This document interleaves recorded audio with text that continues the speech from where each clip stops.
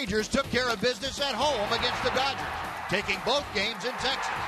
Robinson Chirinos' walk-off homer was a great way to send the team to Los Angeles. Now they face the Dodgers at Chavez Ravine, and here to greet them is reigning National League MVP and Cy Young winner Clayton Kershaw. It's round 2 for the Rangers and the Los Angeles Dodgers. Game 1 of another quick 2-game series is coming up here on Fox Sports Southwest.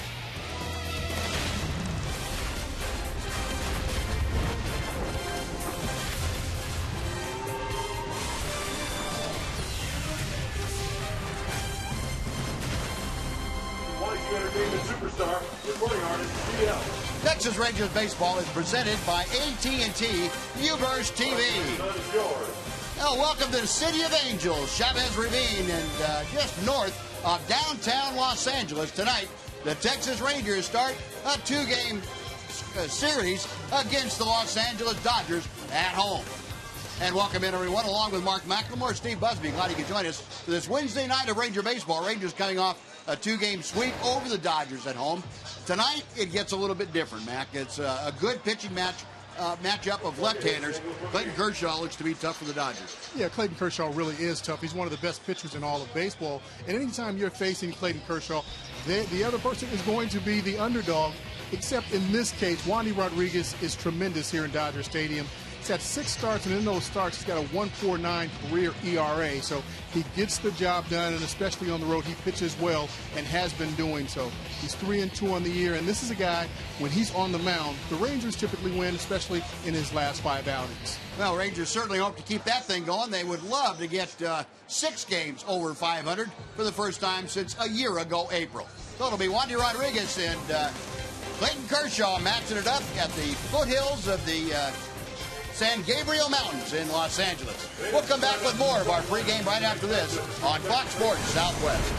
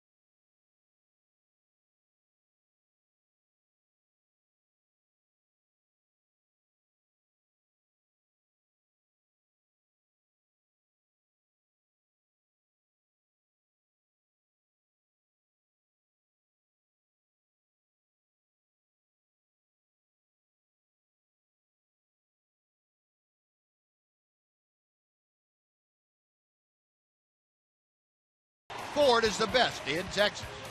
by AT&T UVerse TV. UVerse has more live TV channels on the go than cable. By Budweiser, make a plan to make it home. And by Southwest Airlines. Book your low fare now at southwest.com. Some great aerials of Santa Monica and overhead at Dodger Stadium. We'll come back here to Chavez Ravine, give you the starting lineup for the first pitch coming up right after this on Fox Sports Southwest.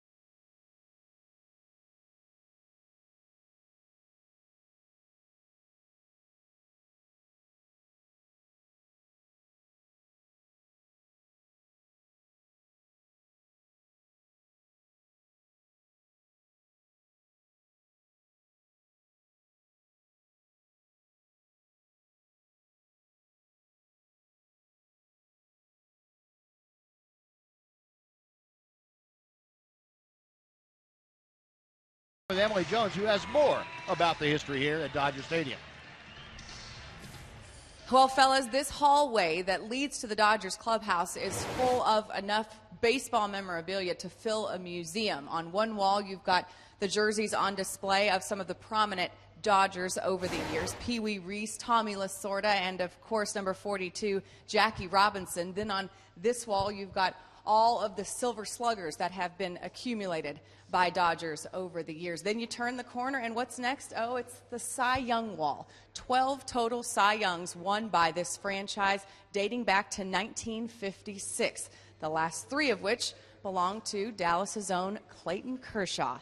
So cool to see so much history on display here at Dodger Stadium, guys. All right, Emily, good stuff. Yeah, that's a lot of history here. This ballpark just in its 54th year, and what the Dodgers have been able to do out here in Los Angeles is truly remarkable. Well, Mark McLemore is going to tell you now about the Texas Rangers Southwest Airlines starting lineup. All right, Sin Chu Chu is going to be leading off and playing right field. Elvis Andrews will be at short and hit second. Joey Gallo is going to play left field and bat third. Prince Fielder is going to be in the cleanup spot and play first base. Adam Rosales will be at third base in the 5th slot. Rougned Odor hitting 6th and playing second base. Carlos Corcoran do the catching and hit 7th. Leonis Martin will be in center, bat 8th, and Wandy Rodriguez will bat 9th and do the pitching. And Jeff Bannister putting the finishing touches on the lineup card in the dugout. And here's the opponent that he will face tonight. His ball club going up against Clayton Kershaw, 5-3 this year. A very basic pitcher, if you like great. The 3 basic pitches, fastball, curveball, and changeup, they are all 3 well above average. And what separates him from a lot of pitchers with very good stuff, his command has been just superior since going back about 6 or 7 years. Clayton Kershaw, a 3-time Cy Young Award winner last year, of course, winning the MVP and Cy Young in the National League. He has been tremendous, and the Highland Park resident about ready to get things underway here against the Rangers tonight. Shin-Soo Choo stepping in to start things off. Rangers come in at 35-30. They are 2.5 games behind the Houston Astros. And Kershaw goes to work with a fastball that's fouled back for strike one. Chu at 240 with the average, 8 home runs. That's tied for second on the ball club with Mitch Moreland. 32 runs driven in. This is the third straight game that Chu has batted in the leadoff spot after Delino DeShields sidelined with the hamstring issue. Kershaw leaving that curveball high. It's 1-1. But Chu, of course, no stranger to that leadoff spot. He has hit there more than any other single spot in his career. 2 balls and a strike. A little bit of history for Shin-Soo Choo against Clayton Kershaw.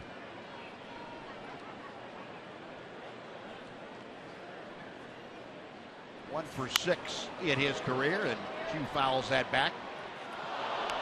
2 balls and 2 strikes. Chu, of course, along with his time in the American League, spent a year with the Cincinnati Reds. Chu got another fastball, got one first pitch and fouled it back, and got that one and missed that one too. And you see the expression on his face there. He knows he missed a couple of good pitches. Rolls this one down to first, and Adrian Gonzalez there to take it to the bag. That is out number 1. And let's take a look at the rest of the Dodger defense presented to you tonight by Steele. Yasiel Puig's going to play right field today. Chris Heisey is going to be in center. Adrian Gonzalez will be the first baseman. Howie Kendrick is playing second. Justin Turner's the third baseman. And in left field, Scott Van Slyke just off the DL. Kiki Hernandez will be the shortstop, and A.J. Ellis will do the catching. And Clayton Kershaw will be on the mound for the Dodgers. Well, Kershaw has the first out. Here's Elvis Andrus. 241 average. This is high and tight. Elvis with 3 home runs, 24 driven in. Again, Elvis moving up in the order with a left-hander on the mound. Chu batting first, and Elvis settling back into that number 2 slot. 2-0. I like Elvis in that 2 slot. I think, for me, he's that perfect hitter. You get a guy on first base, you've got that hole open. He can hit the ball the other way, use the entire field. He can lay down a bunt if he needs to. He can do a lot of things from that 2 hole. Takes a strike, and it's 2-1. Yeah, I agree with you, Mac, and he has always looked very comfortable hitting in that second spot. We know from past experience he doesn't like the leadoff position very much. No, not many guys. Not many guys do like that leadoff spot, and it really is different. You'll hear some people say, "Hey, well, what's the difference between hitting first and second?" There's a huge difference in hitting first and second. And, there's some guys that just don't like it. They're not comfortable in it. And I think Chu is the opposite. He likes the leadoff spot as opposed to the number 2 slot. So, everybody has a different feel for a different spot in the lineup. 2-2 pitch coming to Elvis.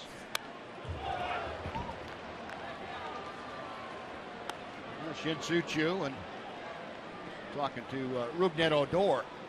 Both of them left-handed hitters. They'll face a tough left-hander in Clayton Kershaw. Chu given the experience of what he saw that first at bat to Rougned, so that Rougned's not going up there completely unaware. And another pitch, this one in on the fists of Elvis. He fouls it off.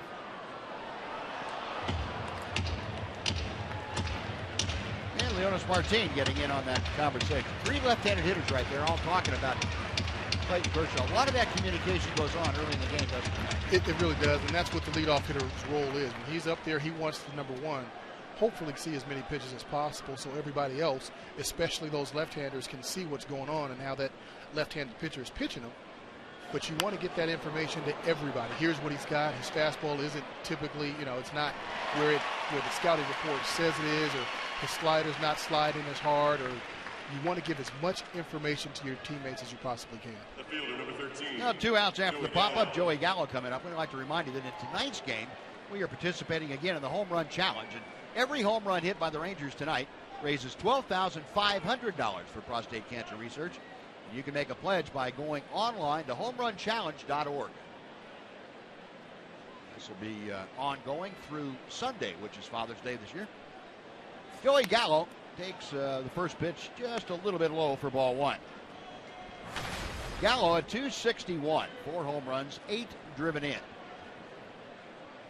His 4 home runs have come in pairs of 2.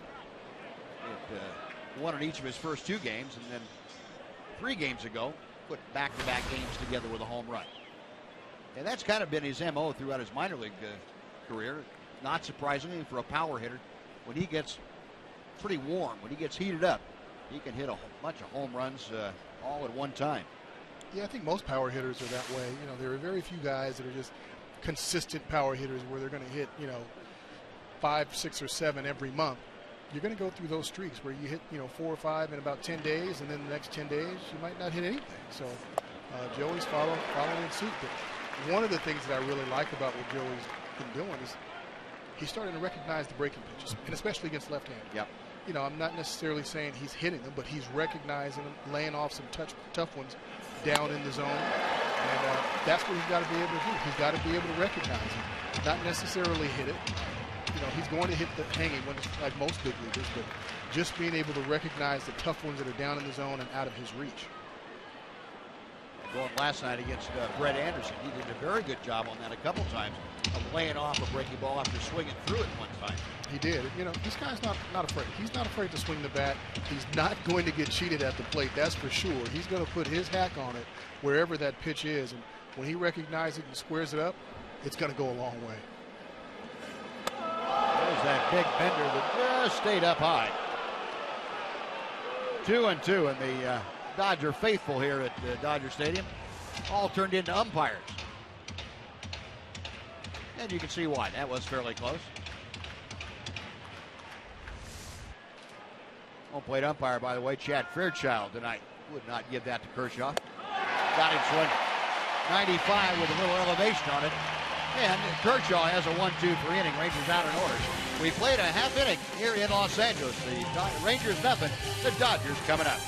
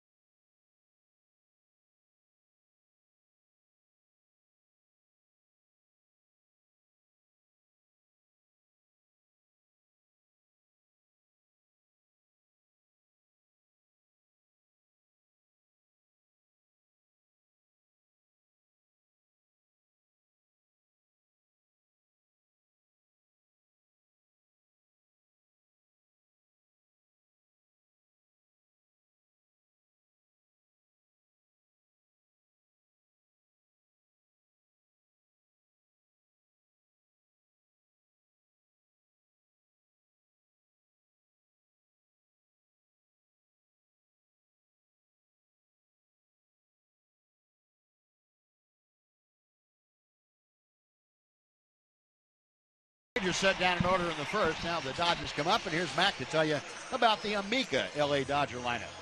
Leading off for the Dodgers, Yasiel Puig batting second. Chris Heisey, Adrian Gonzalez will bat third, play first base. Howie Kendrick is the cleanup hitter. Justin Turner's going to bat fifth. Scott Van Slyke will hit sixth. Kiki Hernandez will bat seventh. A.J. Ellis will hit eighth, and Clayton Kershaw will bat ninth. And that lineup will face the veteran left-hander Wandy Rodriguez. Our progressive scouting report.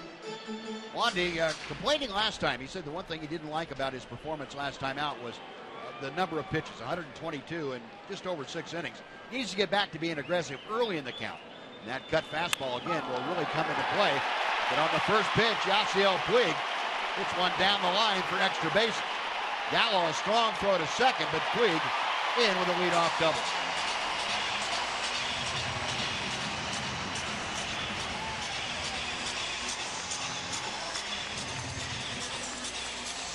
Wandy trying to be aggressive and go inside with that first pitch. Left it out over the plate just a little bit and up in the zone.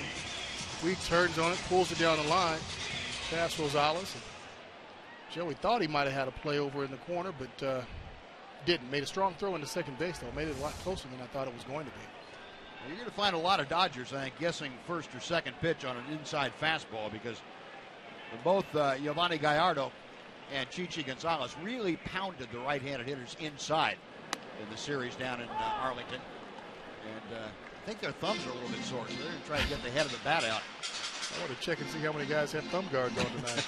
But yeah, I mean, they were very successful pounding inside, getting a lot of jam shots, not only to left-handers or to right-handers, but left-handers as well. So I think you've got to stick with that game plan if you can, and throughout the course of the night, maybe mix it up a little bit, and not just continue going in there. Right. I think you stay in there primarily, but you've got to mix it up and try and get them off of that fastball inside. How valuable is it to be able to throw a fastball for a strike inside than a fastball off the plate about 6 inches inside? Oh, my goodness. It's terrible for a hitter. Terrible for a hitter. Yeah. I didn't like that. I really think, and I've said it all along, you have got to pitch inside as a pitcher in order to be successful. But you've got to use both sides of the plate. You've got to let that pitcher's got to let that hitter know that, hey, I'll come in there for a strike, and I'll come in there to back you off of it to open up the outer part of the plate as well. Saw Chichi Gonzalez line from last night, 8 in the third innings. And until he gave up the home run to Justin Turner on the first pitch with a man aboard, he had a shutout going, and boy, didn't diminish the kind of performance he had, but Justin Turner kind of ruined the evening as far as Chichi and the Rangers were concerned. Breaking ball hangs outside to Chris Heisey, and the count is now full. So Heisey hitting second, trying to get aboard to join Yasiel Puig. Adrian Gonzalez, the Dodger first baseman, waits in the on-deck circle. Just underway here in L.A., a scoreless ball game. Yasiel Puig with a leadoff double for the Dodgers at second base. Payoff pitch, and again fouled back. Saw Heisey last night in a pitch running role in that ninth inning. See, he's had a lot of experience against Wandy Rodriguez. 7 for 23, that's a .304 average. 3 home runs mixed in there also. Inside, ball 4. And there are 2 on with nobody out.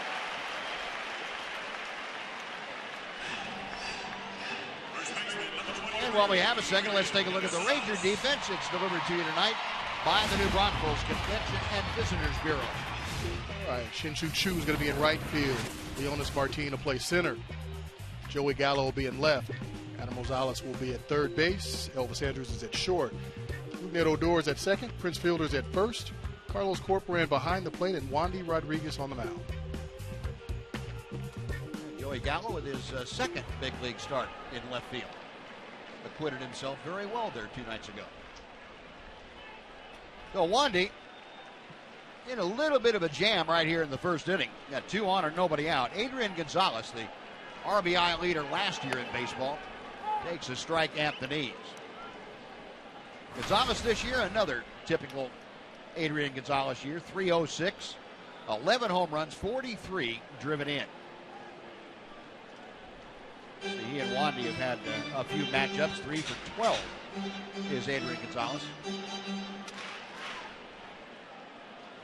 Wandy back to the plate, breaking ball. It's tapped foul.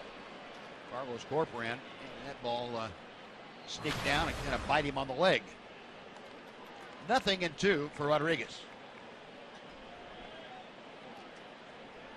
How about a .584 career slugging average, or slugging percentage for Adrian Gonzalez against the Rangers? 0-2 pitch. Couldn't get him to commit. Adrian Gonzalez kind of leaning on that pitch, and it's 1-2. Buzz, Gonzalez reminds me a lot of Rafael Palmeiro. I mean, just quiet, unassuming, kind of underrated, except amongst his peers. They know the kind of damage that he can do, but just an RBI machine. If you've got runners on base, both of these guys will drive you in. It's fun, too, Mac, to watch run producers. Prince Fielder gets in there, too. They change entirely when they get to a situation where they can drive a runner home. It's incredible. I mean, they smell it, they sniff it, they see, they know, hey, there's some stakes out there. I need to bring them home. Yep. And it just seems as though they take it to a different level. They put it in in high gear, but they just seem to bear down. And, hey, those guys are out there. This is what my job is, to drive them in. And more times than not, those middle-of-the-order guys, they get it done. Yeah. You look at Gonzalez right now. He's got 43 RBIs, and here we are June 17th. Those are some pretty good numbers. I'll guarantee you, guys like that can swing through 5 or 6 sliders in a ball game. You get somebody out there at second base, and all of a sudden they're crashing into the opposite alley. Say, what happened? Well, there was a runner at second base out there. To left field, Joey Gallo. In and toward the line. 1 out. Oh, good job there by Wandy Rodriguez to get a dangerous hitter in Adrian Gonzalez. Now Howie Kendrick, who is in his own right just as dangerous as Adrian Gonzalez in a run-producing situation. Yeah, you look at Howie Kendrick and you look at his numbers. He's got 6 home runs, and he's not your typical cleanup hitter. But don't be fooled. This guy can hit. Yeah. He's been doing it for an awfully long time. And just because he doesn't have a ton of home runs doesn't mean he's not dangerous. You don't have to hit home runs to drive runs in. And Howie Kendrick is a very, very good hitter. He's gotten better and better the longer he's been in the big leagues. And he's been in the big leagues a while now, 8 or 9 years now. And he is just a tremendous hitter. So don't let the 6 home runs in the cleanup spot fool you. And I will guarantee you that he's stepping out of the batter's box right now, looking at the large hole on the right side of the Ranger infield. Rougned Odor shading up the middle toward the bag at second. Fielder straight away. There's a 75-foot hole over there. And if Kendrick gets a pitch that he can drive that way, he's going to do it. Yeah, he likes to take the ball the other way, especially if there's a hole there. He's going to shoot for it or shoot for that right center field gap, and he can drive the ball a long way. Not necessarily out of the ballpark, very often the other way, but he can hit it in that gap and do some damage. That pitch from Wandy just a bit low, and it's 2 balls and no strikes. Against the Rangers, the last 13 ball games, Kendrick has done a lot of damage, a 383 average. A 28 RBI for the season with half a dozen home runs.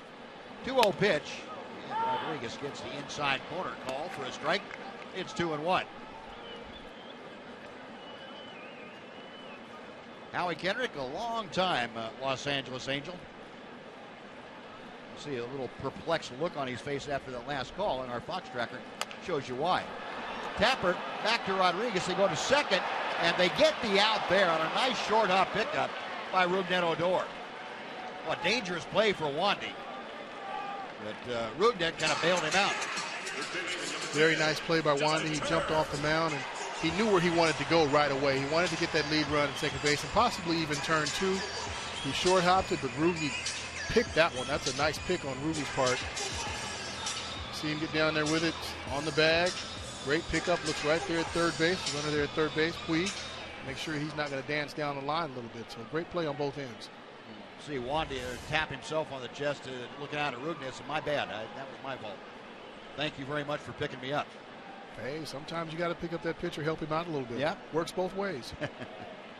Oh, now runners at first and third with 2 outs. And Justin Turner, who hit the long home run last night for both runs for the Dodgers, takes a strike from Wandy Rodriguez. Turner, a very impressive hitter, a .319 average overall. Came to the Dodgers before last year, and he has just been rock solid. Breaking ball hit well to right field. Going back is Chu on the track at the wall, reaches up and makes the catch. Turner's bid to go opposite field comes up a couple of feet short, and Wandy Rodriguez and the Rangers are out of the first. No damage done. After 1, we are scoreless.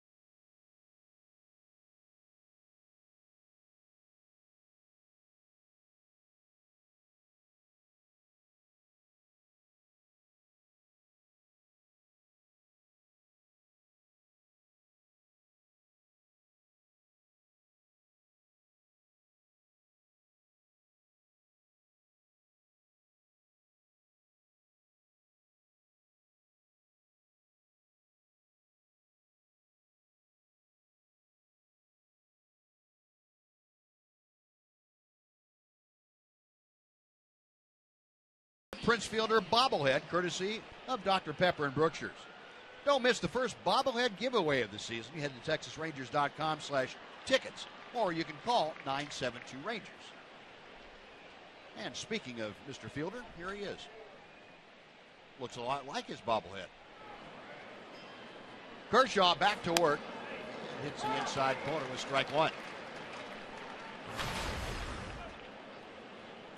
Prince was not originally in the starting lineup. Kyle Blanks had been penciled in to play first base, and Blanks' feet started barking at him a little bit, so he had to be removed. And Prince Fielder, instead of having a seat on the bench tonight, is employed at first base. Next pitch from Kershaw. I think Prince would like to have that one back. That was out there where he could do some damage. There's Kyle Blanks right behind Elvis. And guess what? Elvis is talking. That's amazing. That's such a shocker. Wow. Non-stop. A ball and 2 strikes to Prince. Right center field. That is up the alley, and it's headed to the wall. Over to get it is Puig. Steven into second base with a leadoff 2-baggers, Prince Fielder. Well, you talk about shortening his stroke up, pulling the hands in and getting the head of the bat through. Wow. He did a tremendous job on that pitch. Clayton tried to go inside with a fastball on him. Wanted it down. It was up in the zone. Caught a little bit too much of the plate. Probably out of the strike zone. But Prince brought those hands in, got the barrel of the bat to it. Almost tomahawked that one. Now, you don't see many left-handers get on top of the ball like that. That's pretty impressive. Some nice hitting there. One reason he's hitting 340. Yeah. No, he is at second now to lead things off. Here's Adam Rosales trying to get him over. 0-1. Rosales a .228 average overall with 3 home runs and 7 driven in. Rosales hitting in the 5th slot tonight against Kershaw.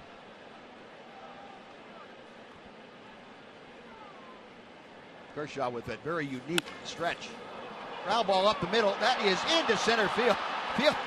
Prince didn't know whether to stop, go forward, go back, and he was kind of dancing around out there. Meanwhile, Kike Hernandez, the shortstop, was diving for it. I wonder if he screened Hernandez out. He probably screened out everybody on that side of the infield. But I just think he just misread that. I think he thought initially that Kershaw was going to catch that, and he almost did. And just got fooled a little bit on that one.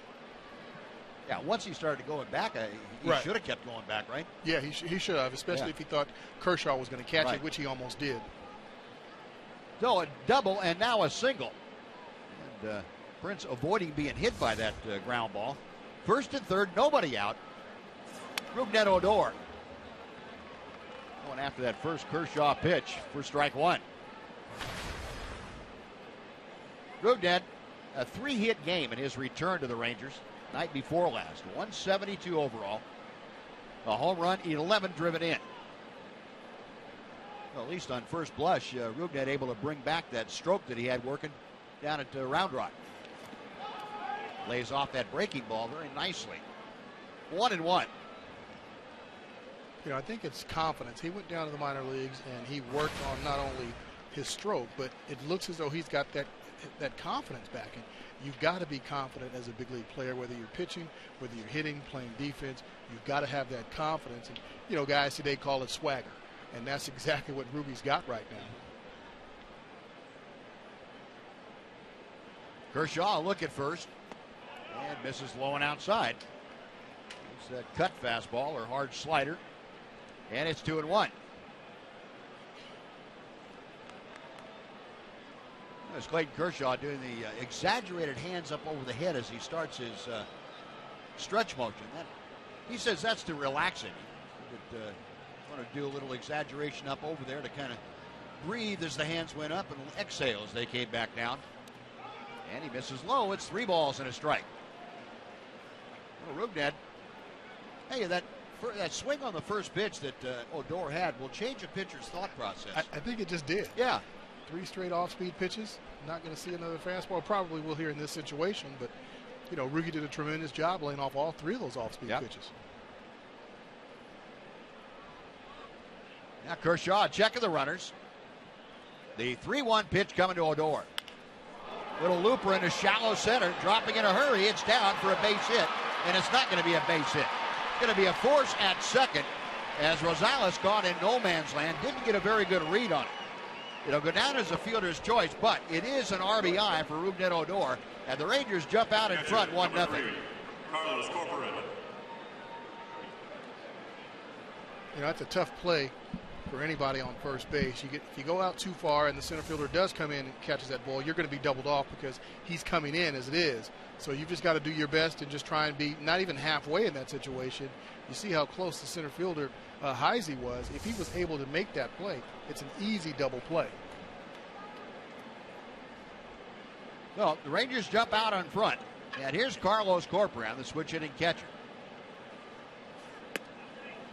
Takes one low and inside for ball 1.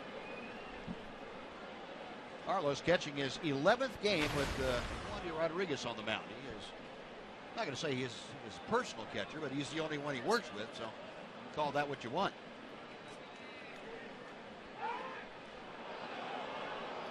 You know, sometimes it just works better that way. I mean, it makes sense. They've played together for an awfully long time. They're very comfortable with one another. Wandy's been having some great success, so it makes perfect sense. Yeah, and you needed, when Wandy came up from AAA after working a couple times and came over after being released at the end of spring training, you needed for him to be comfortable immediately, to fit in, to get comfortable and get going. And that was the best way Jeff Bannister could think to give him the best opportunity. That pitch is also a little bit low. It's 2 balls and no strikes.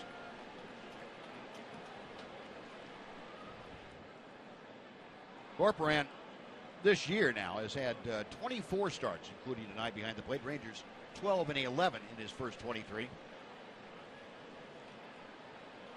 Rangers on top, a run on a couple of hits. Odor, the runner at first, 1 out in the second inning. 2-1.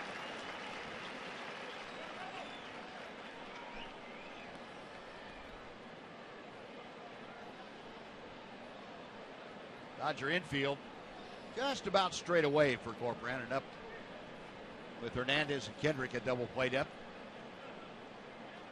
Center fielder Chris Heisey a few steps over toward right center. There goes Odor, and the pitch is line foul on the first base side. A little hit and run action, and Rougned will retrace his steps. It's a great read by Odor. I know it was a hit and run, but it looks to me that Kershaw is pretty easy to steal off of. Before he, when he makes his first move, he actually leans towards home plate. You see him just lean, and for a base stealer, you see that lean. He can't come over to first base once he starts leaning that way toward home. So first movement, you can just take off and go, and he pretty much has no chance, or whoever's behind the plate, unless it's Pudge. Yeah, well, that doesn't count. Yeah, that doesn't count. No, that doesn't count. Probably even now, I would say he'd be able to throw some guys out, but that guy right there he is. He might be able to throw a He just might. Right there. He was very, very good. I wouldn't doubt it. Sport Cody was out here working out earlier today in his shorts and shirt. Wouldn't surprise me the things he could still do. Breaking ball, and Carlos do it. Big hook from Kershaw, and he gets his second strikeout. 2 gone for Leonis Martin. Here comes the equalizer, and as a hitter, you really hate that because you're in a position where you cannot pull the trigger for whatever reason. You're looking for something else, or you're looking for it at a different part of the plate, and you see it coming the whole time, and as soon as he lets it go, you're thinking, I'm out. I can't do anything. I'm defenseless. I'm out, so let me just start my walk. Martin slaps that first pitch out of play. It is 0-1. Yeah, that is a pretty helpless feeling. You can't pull the trigger. You can't bear to look at the results. I don't want to stick around for it. I'll hear it on my way back. The Rangers hitters have been very aggressive so far in this first couple of innings against Kershaw. They get that first pitch fastball, and they're taking a whack at it. They haven't put it in play yet, but they're definitely swinging at it. There goes Odor, and the pitch is swung on and missed, and Rougned will swipe second base unopposed. So again, reading, Mac, as you mentioned, reading Kershaw very handily. Yeah, I'm sure they saw it from the bench. There's nothing anybody can do with that. When that pitcher leans like that, there's nothing he can do. He can't get to the plate any faster. So you see that lean, you take off. 0-2 to Leonis. A 248 average with 21 RBI. Got him swinging. The hook, and Martin is gone. Back-to-back strikeout. But the Rangers get on the board. Run on 2 hits and 1 left. After 1.5, Rangers 1, Dodgers nothing.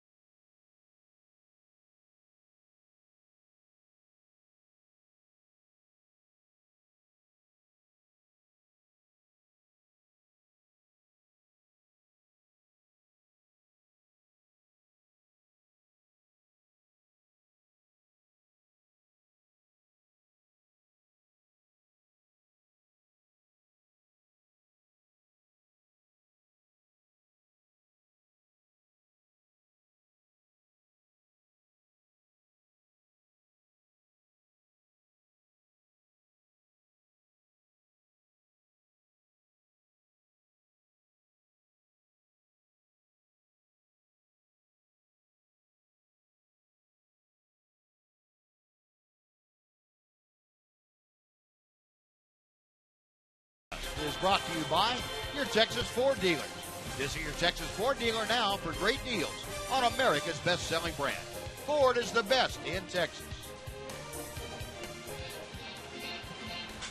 Dodger Stadium capacity of around 54,000.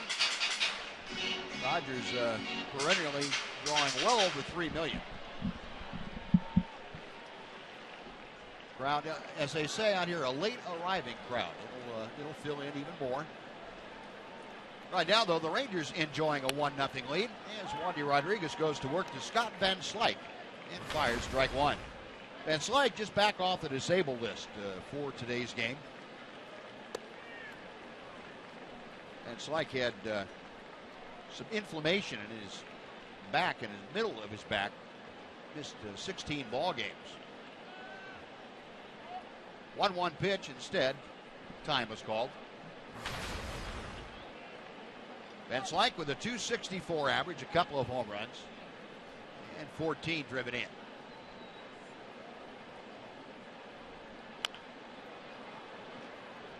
One and two. Saw Van Slyke call time and step out a couple of times because Wandy's got the ball. He's on the mound. He's ready to go. He wants to work fast, and I think when he works fast, that's when he's at his best.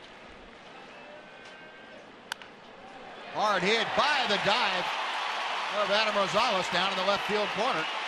And it gets by Gallo, so Van Slyke stopping at second. Though he put the brakes on, is Gallo able to recover quickly enough to keep Van Slyke at second. But for the second straight inning, the Dodgers have a lead-off two-bagger.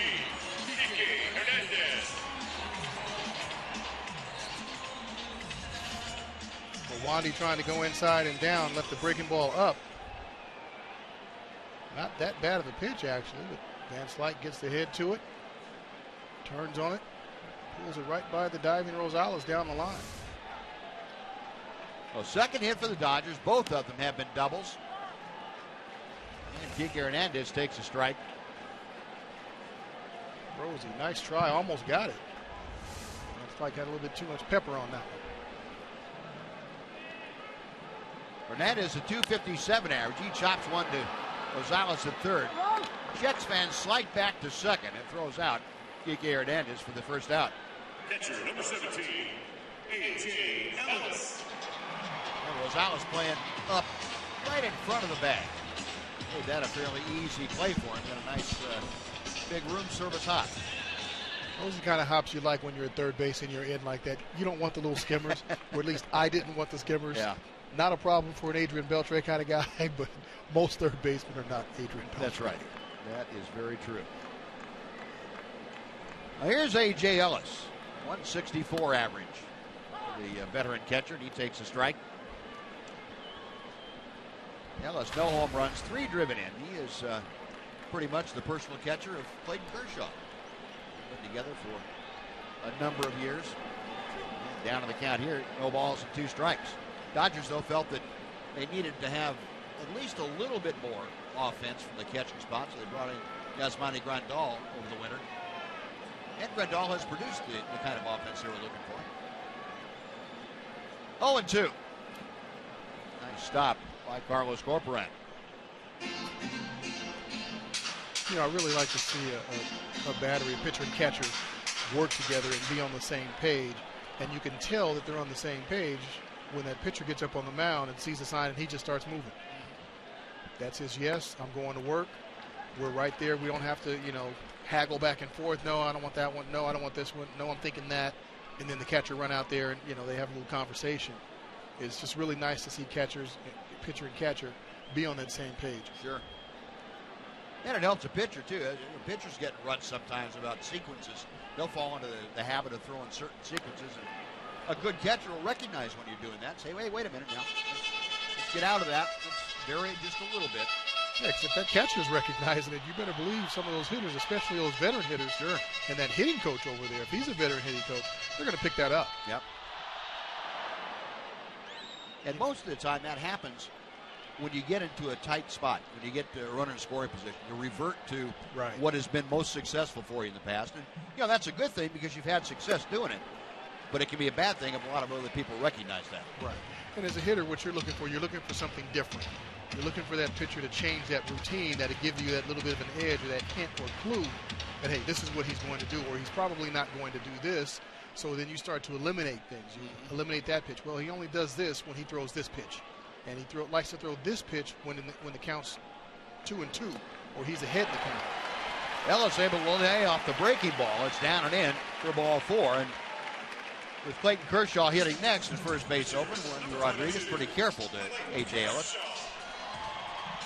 And with Kershaw coming to the plate, let's sit down and check in with Emily Jones. Well, guys, when in Dodger Stadium, have a Dodger dog. It is my thing here lately as we travel to various ballparks. I sample some of the ballpark cuisine, and if you come to Dodger Stadium, you have to sample the Dodger dog, the Farmer John's Dodger dog. So here goes.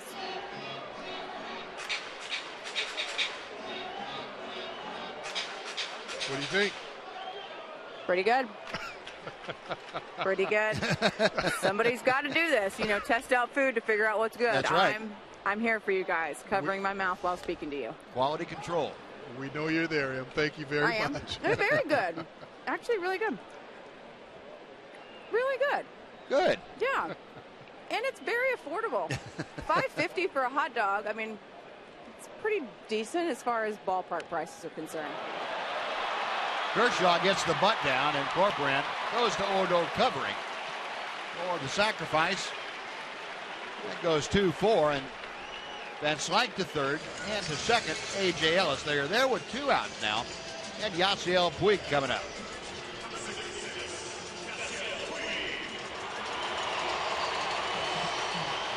So even though Clayton Kershaw is respectable with the bat, conventional wisdom in the National League, Don Mattingly says, no, we got to have our pitcher bunt here.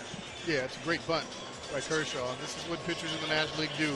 Most of the time they're at the plate, they're going to lay down that bunt. So they get a lot of work bunting in between starts and during spring training. They get as much bunting done as possible. And it's a great situation. I mean, you've got Yasiel Puig, who doubled his first time up down the line. First base is open, but you've got Heisey in the 2-hole. So what do you do in this situation? Wandy's that veteran pitcher. Something tells me he's going to go after Puig, but be careful. You know, he's not going to obviously try and leave something out there. He might try and make him fish for something. I'd try to walk him and hope he swings at one of them. Yeah. Because he might. He might. But one thing about having a veteran like Wandy out there is you know that he understands the situation. It's not if he makes a mistake, it's not going to be because he didn't really think about the possibility. And that's all you can ask for. And it wouldn't surprise me if he falls behind, if they just go on and put him on. Yeah. It's coming back off the disabled list. Puig, that 371 average. Hit well to center field, but playable. Leonis Martin camps under it, and that will do it. So, going after him with the breaking ball. Got the out, and that'll do it. Dodgers again waste a leadoff double. They strand 2 and after 2.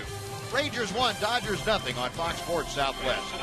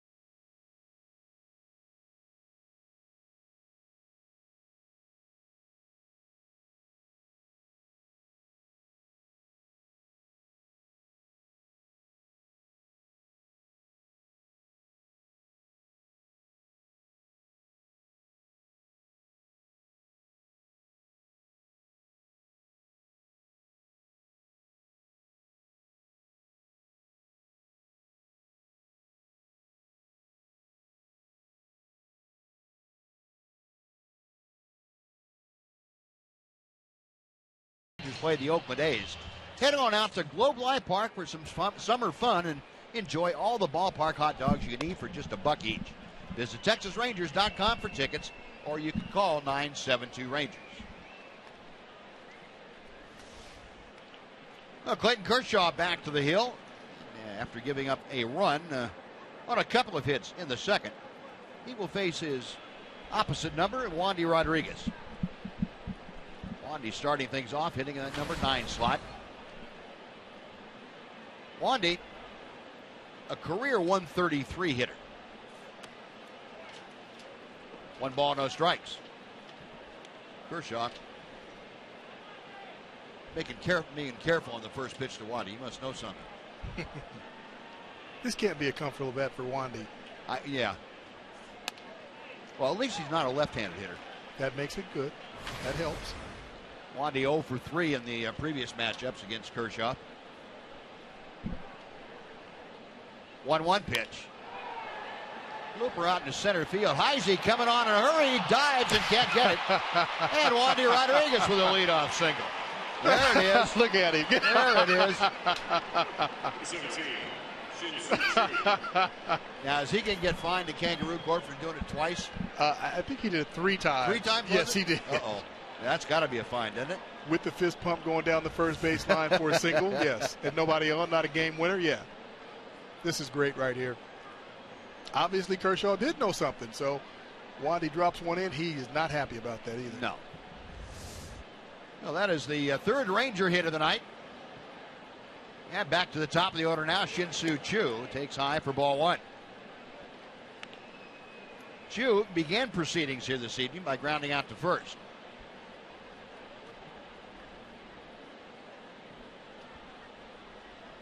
Kershaw okays the sign, checking Rodriguez at first. 2 balls, no strikes. There it is, right there.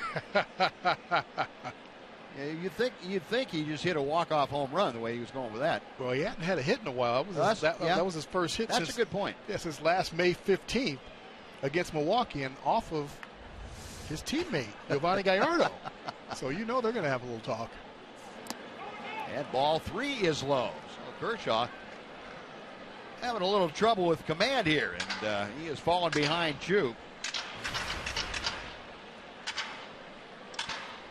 Chu leading things off. He'll be followed by Elvis Andrus, leading things off as far as the Rangers batting order is concerned.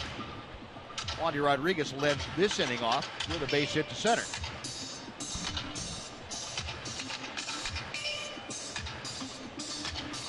Clayton Kershaw almost untouchable lately here at home. He is extremely good out here in Los Angeles, and he's good most places. But it has been particularly noticeable here at Dodger Stadium. 3-0 pitch coming right down the middle.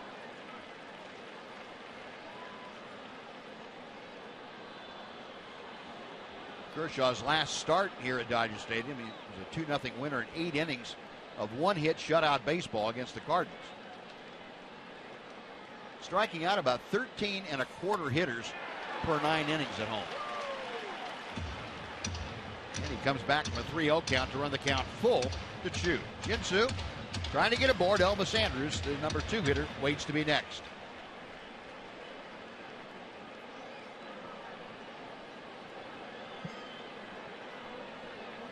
The Dodger left-hander ready, and the payoff pitch. Calls strike 3. Chu headed to first, and Chad Fairchild, the home plate umpire, said, "No, come on back here."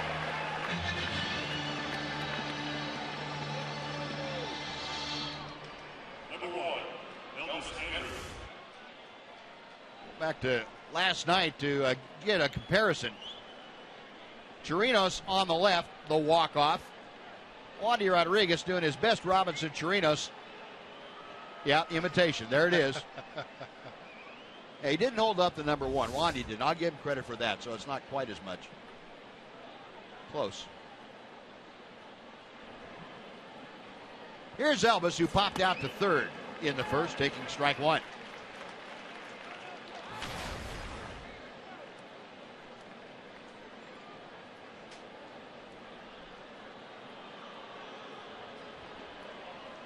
Elvis, a .240 average, and a 2-hit game last night against these Dodgers. A little toss over there, Wandy having to scramble back. Not quite used to that. I think Kershaw was going to hope that he wasn't paying attention. Wandy shortened that lead up just a little bit. The 0-1 pitch. 0-2.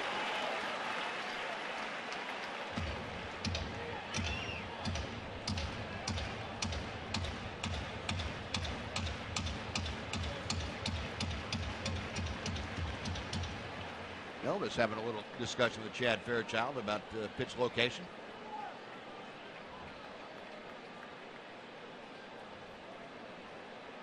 Now Kershaw set once again. Call strike 3. Painting the outside corner. Kershaw got the call. His 5th strikeout of the night. There, 2 gone. Kershaw threw Elvis a changeup the pitch before, and then goes right to that outside corner and paints a fastball on the outside part of the plate.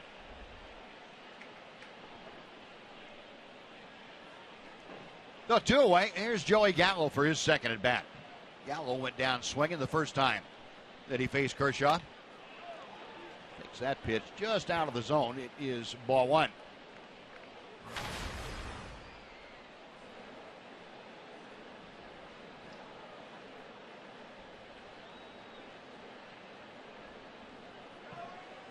Now the 1-0 pitch.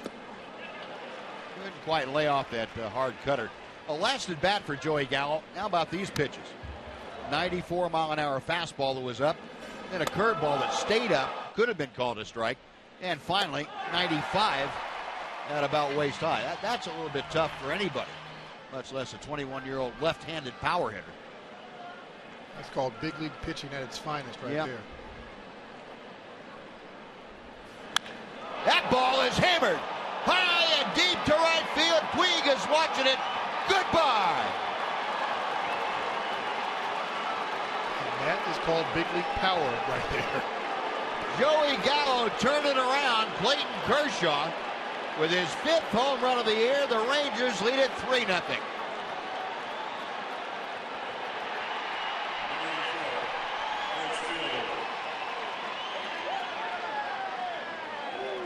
Wow. Mercy. Well, we said earlier, Joey's going to get his hacks. He's not going to get cheated. If he catches up to one, he's going to hit it in a long way, and he caught up to one right there. Now Prince Fielder, and he goes after one, hits it to center. That sends Heisey back, but he's going to stop just as he gets onto the warning track and make the catch. So that'll do it. But Joey Gallo launches his 5th home run of the year. A 2-run blast. Rangers 2 runs on 2 hits. We'll go to the bottom of the 3rd. It's now 3-0 Texans.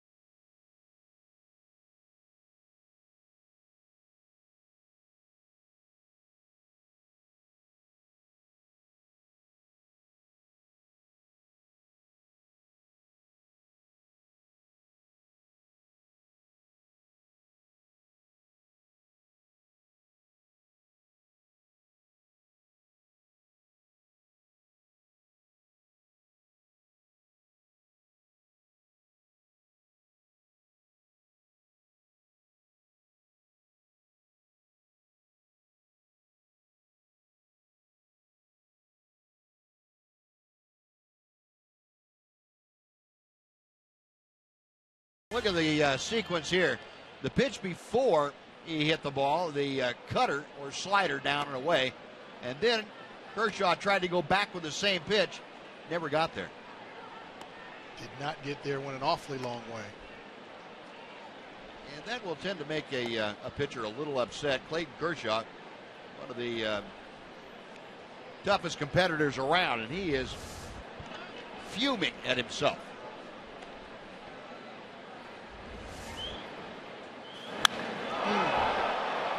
There it is again, Buzz. Yeah. Wow. That's a little more than normal. Wow. That didn't miss very far of going on the pavilion roof out there, and that is a monster shot. Joey Gallo, his 5th home run of the year, a 2-run blast. And Wandy Rodriguez, a 3-run cushion. 1 ball and 1 strike to Chris Heisey, leading off the 3rd. Heisey drew a walk back in the 1st inning. Now 2-1.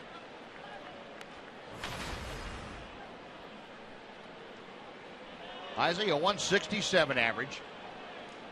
Getting the start in center field tonight. Jock Peterson getting the evening off.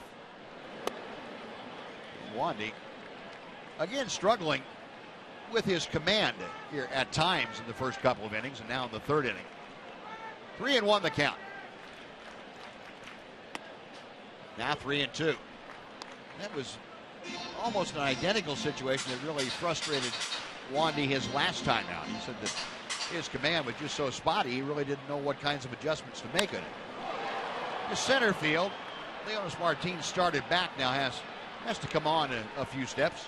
That is out number one, so Rodriguez able to come back from nearly losing Chris Heisey to get the out.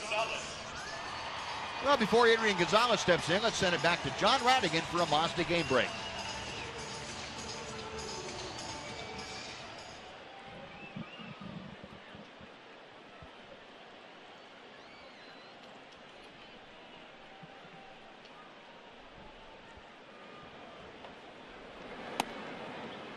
All right, John, thank you. A lot of milestones. Wow. 3,000 hits. 1,000 home runs. Yeah. 2,000 RBI. Too bad there's a cloud hanging over it. 1-1 pitch to Adrian. And that's a little bit outside. 2 balls and a strike. Wandy's shaking his head. And my goodness. Frustrating for a veteran that knows what he wants to do, knows how to do it, and just not able to get it done when he, or at least consistently, as he would like to. Having a lot of discussions with himself. And the bad part about that is you always get the wrong answer back when you're not going well. Sounds like you've done that. Yeah, you're better off talking to somebody else. Nobody else wants to hear you. Gonzalez going the other way. That is deep to left field. Gallo back at the wall, reaches up, and he made the catch. Have a night, Joey Gallo. Got turned around a little bit, and that great wingspan of his took it right off the top of the wall. It really did. I love the fact that every time he makes a catch in the outfield now, he's got a huge smile on his face. He made some corrections on this ball. You see him going to the left. Now he's got to turn back to the right, get back to the wall, and just jump, and hey, there it is. I think one of the things he's got to figure out and learn is that with left-handers, that ball is going to tail away from you, especially if it's hit high. And the same thing with right-handers. It's going to go the other way if he's in right field. So he'll get there. He's working on it. Wandy just turned into the biggest Gallo cheerleader. Well, he was last half inning, too, and he was on base and Joey left the ballpark. Joey Gallo, quite a night. Defensively, offensively. 2 outs and the base is empty here in the third, and Howie Kendrick, grounded into a fielder's choice in the first, is up there. 1-1 the count. And he goes to right field with that soft base hit. Well, Wandy couldn't get that breaking ball down where he wanted it. Kendrick made him pay for it. A 2-out single will bring up Justin Turner.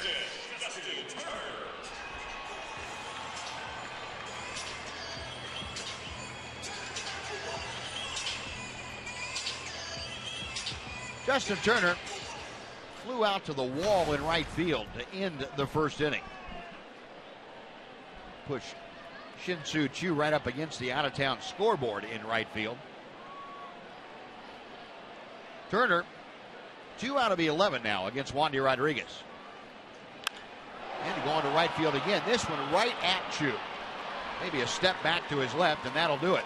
No runs a hit, 1 left for the Dodgers. We've finished 3 at Chavez Ravine. It's the Rangers 3 and the Dodgers nothing.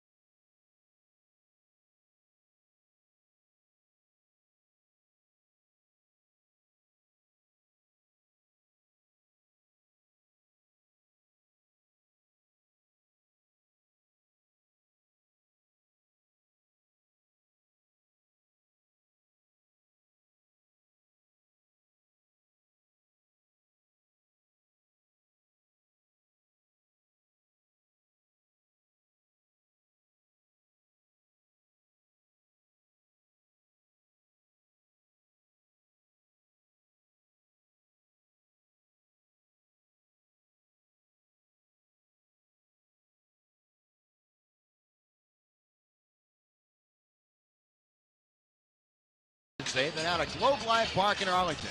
Rangers play the Angels on July 4th. It's an 8:05 start. And following the game, fans will be treated to a spectacular 4th of July fireworks display presented by Papa John's. Visit TexasRangers.com to buy your tickets and spend your 4th with the Rangers. Some fireworks here in Los Angeles by the Rangers. Specifically, Joey Gallo and Prince Fielder touched off a pretty good Roman candle out there, too. Adam Rosales had a base hit to center his first time to the plate. Rangers 3 runs on 4 hits against Clayton Kershaw tonight in 3 innings of work. Adam really didn't want to do it after he started. Couldn't stop. 0-2.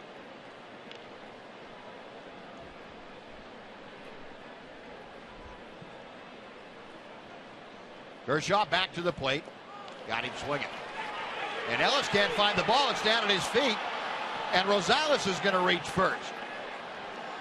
Ellis was spinning every which way he possibly could. The only place he didn't look was straight down. That's where the ball was. Hey, we'll take that. It's a good time to take advantage of something. Kershaw with a nice breaking ball. Tough pitch to lay off of, especially with 2 strikes. It looks like it's going to be a strike. And all of a sudden dives underneath his bat. And you see Rosie doing what he always does, hustling down the line.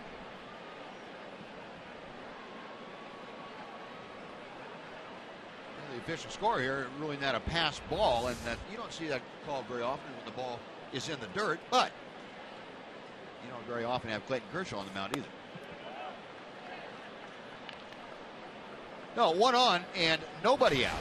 Rougned Odor, who had an RBI and a fielder's choice, kind of an odd fielder's choice. He looped one into center for what looked to be a base hit, but Adam Rosales forced it second. Did drive in Prince Fielder with the Rangers' first run. 2 balls, no strikes. Odor now with a dozen RBI. 3 for 4 thus far in his return to the major leagues. And Rougned did a lot of great offensive work down at Round Rock. Hit .352 for the Express. How's that pitch straight back? Odor, in 30 ball games, had 5 home runs, 19 RBI, and he walked 12 times, which really is significant, only striking out 10 times. Yes, letting you know that his eye is there. He's seeing pitches, he's swinging at them, he's hitting them hard. 5 home runs, 19 RBIs in just a month. Those are some pretty good numbers. Now, you talk back about regaining his confidence as swagger, if you will, at home plate. Is that what's indicated by drawing more walks and striking out fewer times? I think what it's indicative of is him hitting .350. Yeah. When you go out there and you get those hits, that's going to build your confidence. You know, it's great to get the walks and great not to strike out, but what's really going to build your confidence is getting those base hits. That is out of play to the left. You know, especially when you're coming back from a situation where, you know, first month in the big leagues, he, you know, hit $150, yeah, which isn't what he did last year in his first year in the big leagues. So getting off to that slow start and then going back down to the minor leagues and hitting .350, what it told him was, hey, I can hit, and I'm doing it now. You know, when you're going through that 150 stretch, you're telling yourself, I can hit, but you're still not going out there and getting hits. Sure. It's kind of hard to keep telling yourself that, especially for a young guy, when you're not seeing the success from the results. So him going back down, I think, was a great move. And then Odor accepting that challenge and going down there and working on the things that he needed to work on, making those adjustments. Going on first move, Rosales is caught by Kershaw. And it's going to be a balk, apparently. First base umpire Marvin Hudson throwing his hands up said, nope, that's a balk. And I would imagine what you're going to see Kershaw do is step more toward home than toward first as he made that throw. And again, that lean comes in. That's what gets him in trouble on that balk. I don't think he was planning on coming over. And he saw Rosie take off, and he decided to come over.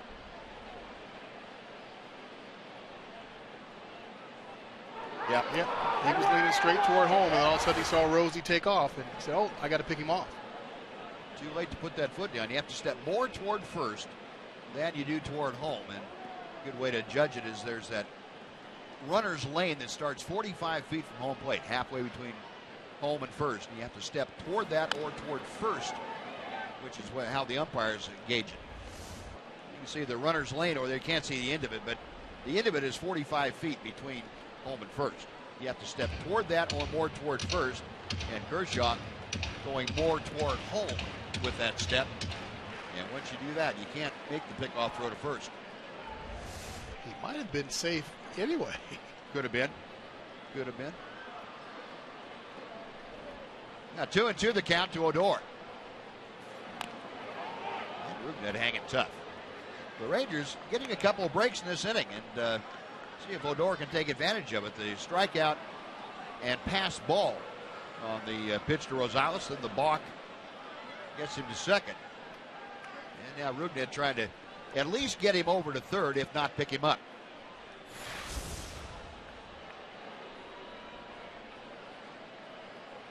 Kershaw, that elongated stretch motion. Well, Rugnet has been right on Kershaw, no matter whether it's been an off-speed pitch or a fastball. Let's go down to Emily very quick. Em? You guys talked about the improvements that Rugi wanted to make and did at the minor league level at the plate. He also, too, wanted to focus in and hone in on his defense and get that game back in order. And that's one of the things that the coaches have mentioned, both in his time at AAA and also since he's been back, that they've seen an increased intensity in that regard. And a ground ball headed towards center. It's through for a base hit. Here comes Rosales around third. He will score without a throw. And Rugnet Odor continuing to do it with the bat and the glove. Able to drive home the fourth Ranger run of the night. It is 4-0 Texas.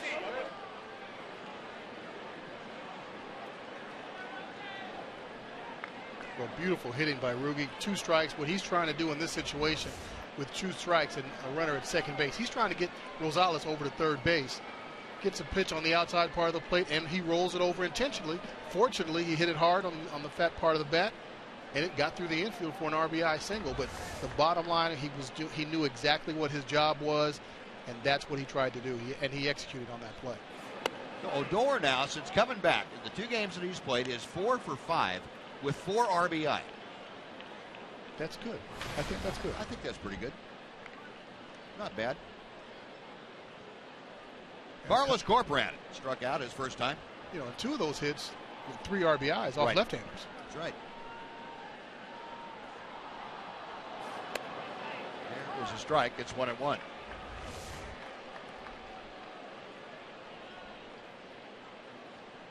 Almost. Adam Rosales almost a little too much lean going around third. Saw Prince Fielder last night have the carpet pulled out from under him, and she rounded third. And I guess the same guy almost got to Rosales. There goes Odor. The pitch swung on and missed. The throw to second is in time to get Rugnet. Credit A.J. Ellis for making a pretty strong throw. He had to throw over and around Carlos Corporán.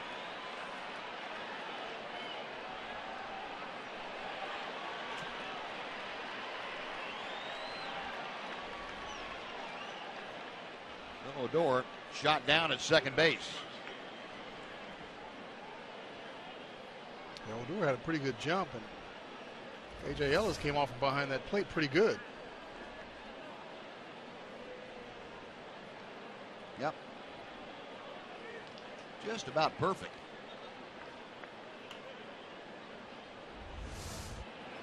No, base is empty now. The 1-2 pitch coming to Corporán. We've got a whole bunch of comparisons last night and tonight. There's Fielder running around third, and he said a sniper got him up there. Adam didn't go down, but he had a bit of a tumble. Corporán just able to spoil that pitch. Rosie always with a smile on his face. Always. Love the way he plays the game. Yeah, I mean, he's just talking and smiling. Yeah, Adrian's trying to figure out how much of a fine to assess him. Is it $2, $4? How many we got here? And Corporán down on strikes. 7 strikeouts now for Kershaw. There are 2 gone for Leonis Martin.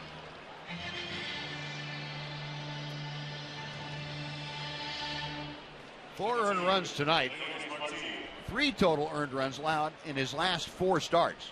Total. The Rangers have knocked him around for 4 here in the first 3 2/3 innings. Leonys Martinez strikeout, first time up there, takes strike 1.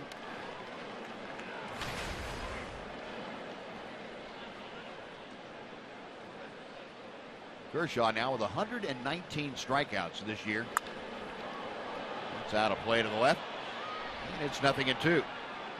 Came in 3rd in the major leagues in strikeouts. And 2nd with 11.5 strikeouts per 9 innings as an average. That was next best in the major leagues.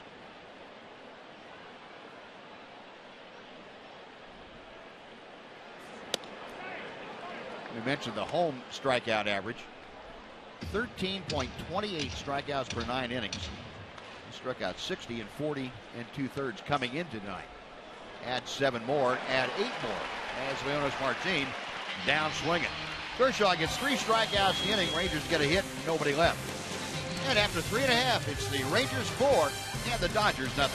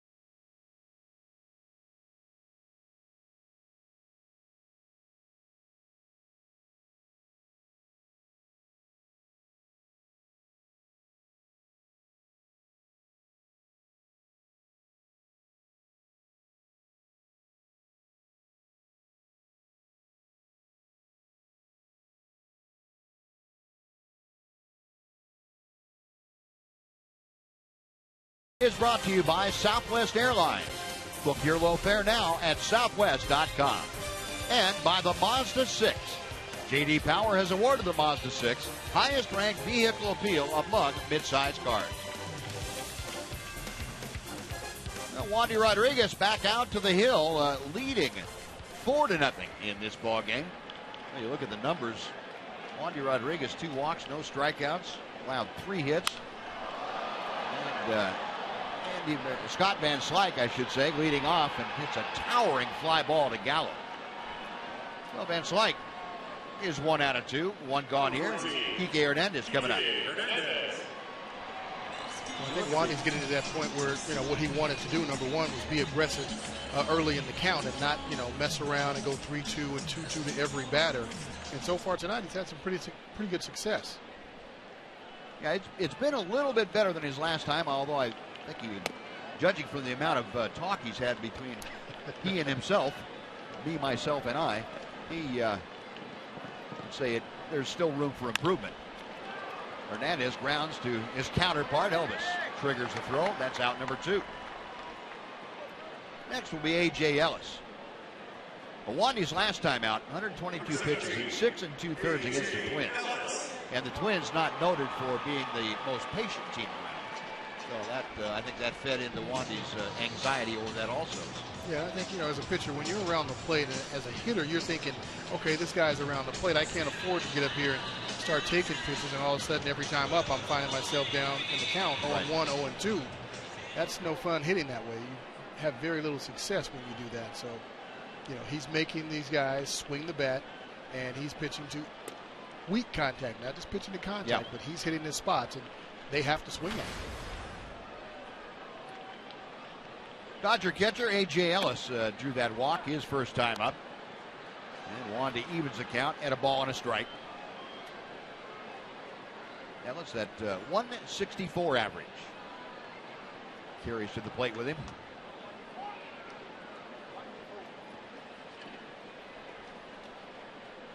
Wandy getting ready to throw his 58th pitch of the night. Looping drive by the dive of French fielder down the line. Ellis going for two. Here comes the throw from Chu, and it hits him sliding in. Gets away from Elvis, but not far enough to allow Ellis to advance. A.J. Ellis, a little cue shot double by fielder.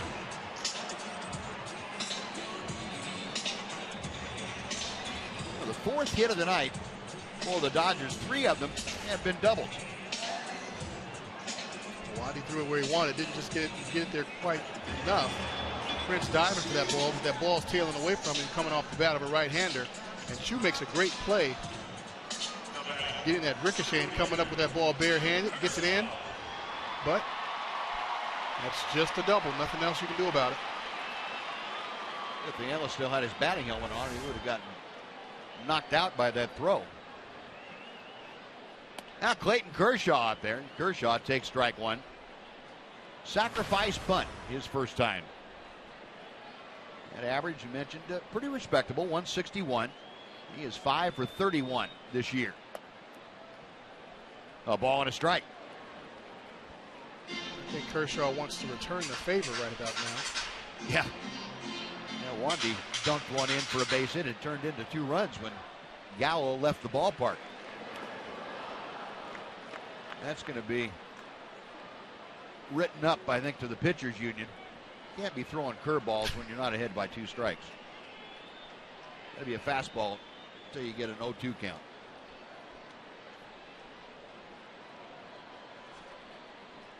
One ball, 2 strikes. Evened up.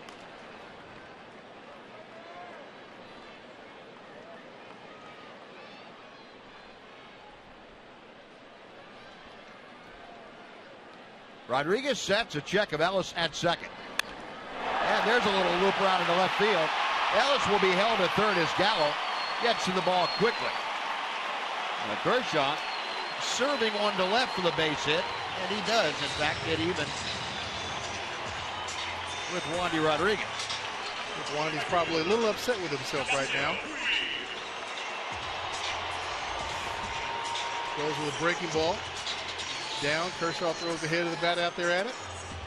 He dunks it into left field for a base hit. And now Wandy has put himself again in a little bit of a hot spot. Got first and third with 2 outs. Yasiel Puig. Similar situation that he had in the second inning last time Puig was up. That time he had first base open. This time he has second base open. Puig, a double to start things tonight and a fly ball to center. First pitch off the plate inside for ball 1. Puig a .325 average as he faces Wandy Rodriguez.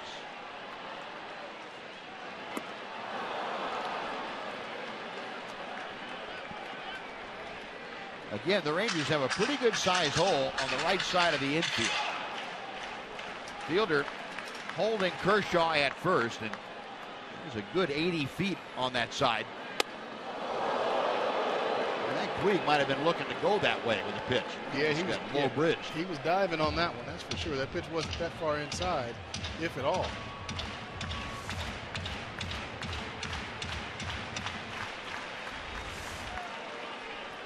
2-1, the count to Puig.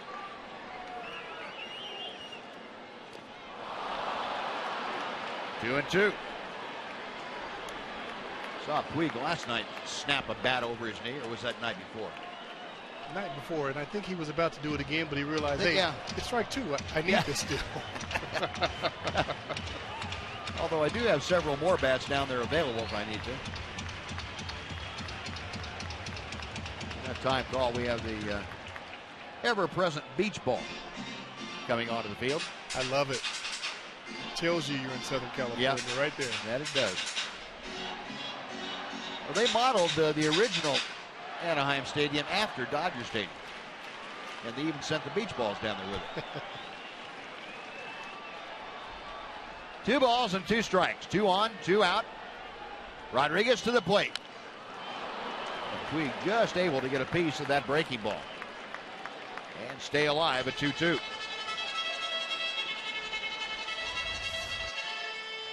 They're trying to go with that backdoor breaking ball.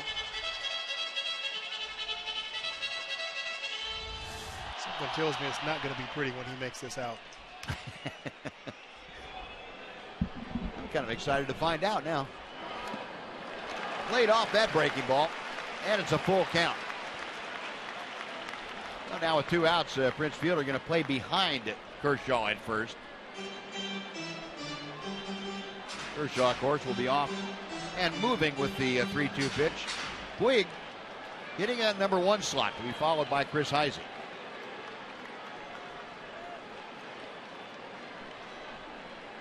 Rodriguez sets the payoff pitch on the way. Got him swinging. Big strikeout for Wandy Rodriguez. That is his first of the night. And it couldn't have come at a better time as the Dodgers leave a couple on with 2 base hits. We're going to the 5th inning in Los Angeles. Rangers 4, Dodgers nothing.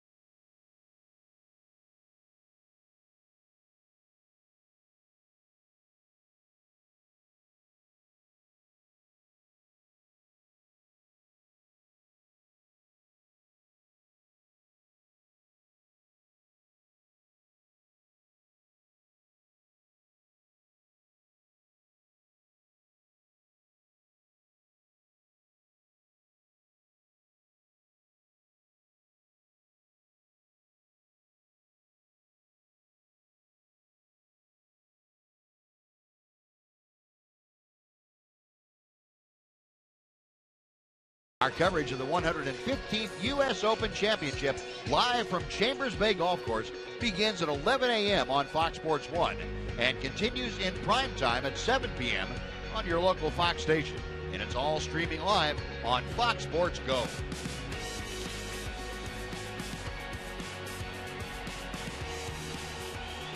Beautiful vistas up there at Chambers Bay, just outside Tacoma.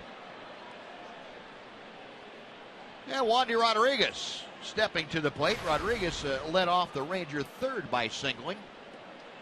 And it trotted around the bases ahead of Joey Gallo after the long home run.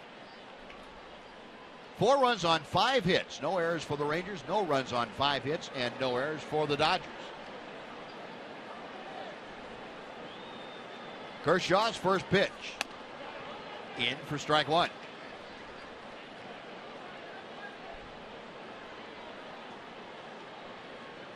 Wandy now with a batting average of .250 against Kershaw. Something you can tell your grandkids about. 3-time Cy Young Award winner, MVP. I hit .250 against him. Held his own. That's good. 1 ball and 2 strikes. Wandy, the 36-year-old in his 17th professional season. And 2-2 the count. I think if you took the temperature of both pitchers, both starting pitchers tonight, after they get out there and start throwing a few pitches in the inning, they'd both be about 110 each. They're both smoking to themselves about their command problems.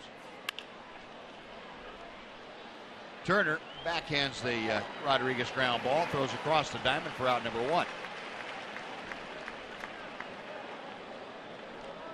So back to the top of the order. Well, our Kubota power stats tonight would tell you the Ranger 4-0 lead is really something to write home about. Clayton Kershaw, the NL MVP and Cy Young Award winner last year. First pitcher in Major League history to lead the majors in ERA for 4 straight seasons. That's Clayton Kershaw. And for pitchers in the history of the game, at least since 1920, I believe it was, that have had 1,000 innings, Kershaw has the lowest ERA. That's really good. Yeah. I mean, you think about it. Yeah. I mean, for something to, in 2015, in 2014, for something that never had happened in the game of baseball, and it just happened for the first time, that's saying a lot. Yeah, and, you know, when you think about it, since 1920, there's quite a few pitchers that have pitched in the Major League since then. Some pretty good ones. Yeah, and you look at the list, Whitey Ford's second. Kershaw's career ERA right now is 2.52. Whitey Ford was 2.75. Sandy Koufax, 2.76. It's Bud Chandler, who was right at the beginning of that era, but at 2.84. Jim Palmer, 2.86. Sandy Koufax's number retired here in Los Angeles, which you know, they've got a spot already reserved for Kershaw's number. It's going to be a while before they can retire at 22, though. He's going to use it for another decade or so, probably. 2-2 pitch to Chu. Now full count. He appealed down to third, and no swing. Said Greg Gibson. So Chu trying to get aboard with 1 out here in the 5th inning. Elvis Andrus, the Rangers shortstop, is waiting to be next. Payoff pitch on the way. Got him swinging. Like that cutter / hard slider. And Kershaw has his 9th strikeout. 2 gone in the 5th for Andrus.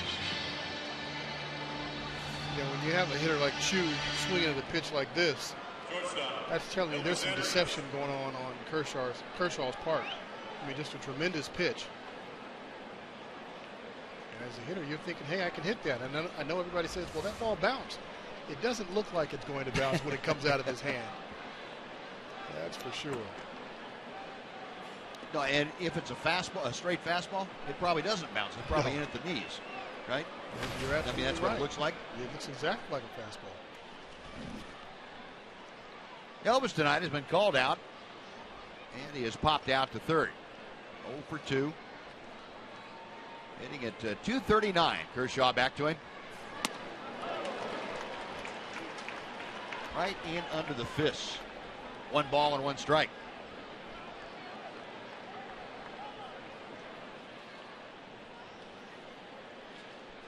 This is the first time that Clayton Kershaw has faced the Rangers in his career.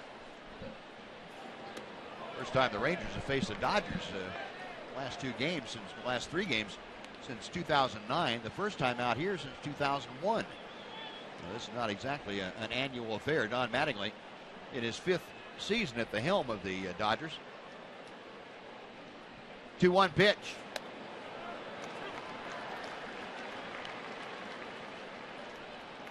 Elvis got caught in between there, didn't he? Thinking. He did. He's not reacting to the baseball. He's thinking, hey, I'm looking for a breaking ball, and he gets the fastball. Shot foul, still a full count, or 2-2 count. You know, there's some hitters that go up there and they're looking for a certain pitch. You know, they may be looking for that breaking ball or that slider or changeup, and not necessarily the fastball. So when you go up there and you get it, you want to make sure that you don't miss it. And you know, I've played with hitters that just will not do anything else. They'll sit up there and take 3 fastballs until they get that slider that they're looking for. Elvis hits it deep into the corner, but Puig able to trot over, make the catch, and that'll do it. Rangers down in order for the first time since the 1st inning. We played half the ball game here in Los Angeles. It's Rangers leading the Dodgers 4-0 on Fox Sports Southwest. All right, Dodger fans, it is time for the half show.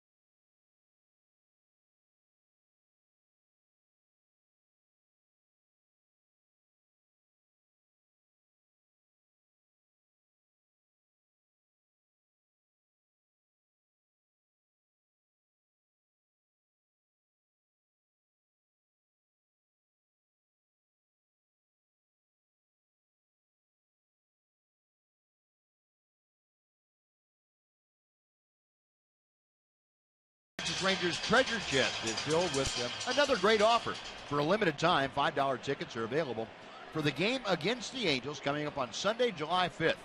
Head to TexasRangers.com/treasure chest to buy those. But hurry, because this offer expires at 5 p.m. on Monday. Wandy Rodriguez back to the hill, and he faces the number 2 man in the batting order, Chris Heisey, for the Dodgers. Be Heisey, Gonzalez, and Kendrick here in the 5th inning. Rangers leading 4-0, and Heisey skies one to shallow center. Odor going back, but being called off by the center fielder, Leonis Martin, and Heisey is out number 1. First baseman, Adrian Gonzalez. And how about our T-Mobile game changer for tonight? Last night, Chris Young. 7 scoreless innings, 3 RBI in the win last night against the Brewers. And last Royals pitcher was Moi.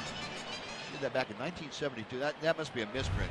That had to be a 1992, 82, 72. It was 72. It was okay, but hey, you were swinging the bat, weren't you? I was. And you also had a grand slam taken away. Yeah. Let's not go there. I'm still hot about that. I bet you are. 42 years later, 43 years later. Yeah. Still have a hard time talking about that. Adrian Gonzalez fouls it back. Yeah, that happened just down the freeway here in Anaheim. Chris Young, boy, he's had a couple of years. People have written him off 10 times in the last 2 years, and he just says, nope, not done yet. He'll let them know. And speaking about people being written off and coming back and saying, nope, I got more left. How about Wandy? Shallow right field for Rougned Odor. 2 gone. And before Howie Kendrick comes up, we'll send it back to John Radigan for a Mazda game break.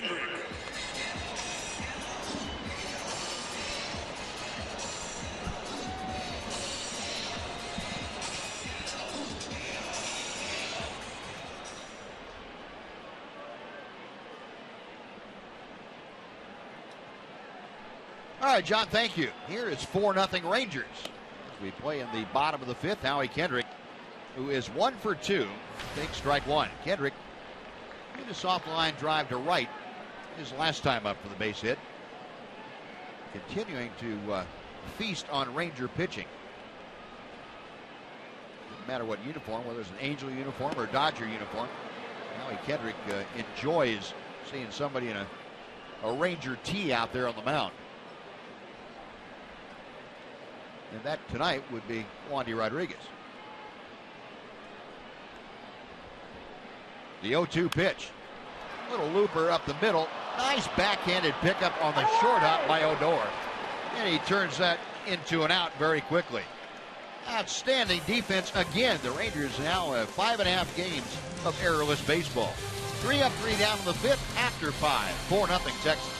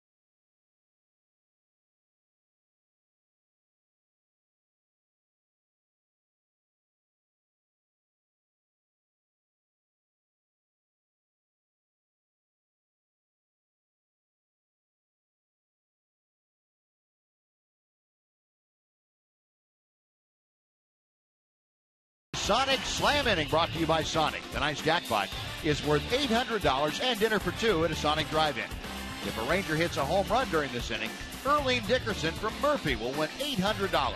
And if a Ranger hits a grand slam this inning, Erlene's going to win $25,000. You can register at any participating Sonic restaurant. Well, a good candidate if you wanted to have a home run. Stepping to the plate now, and that would be Joey Gallo, who launched one about 2/3 of the way up the pavilion in right field his last time up. 5th home run of the year, a 2-run blast. And Clayton Kershaw just about went into orbit after that ball, too. He was hot. Joey now a .271 average. And our AT&T U-verse rewind. Here is the launch. Wow, look at Puig on that.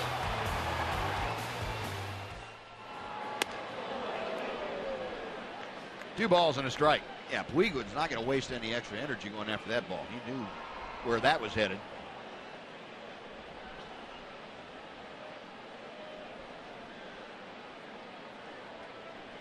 The 2-1 to Gallo.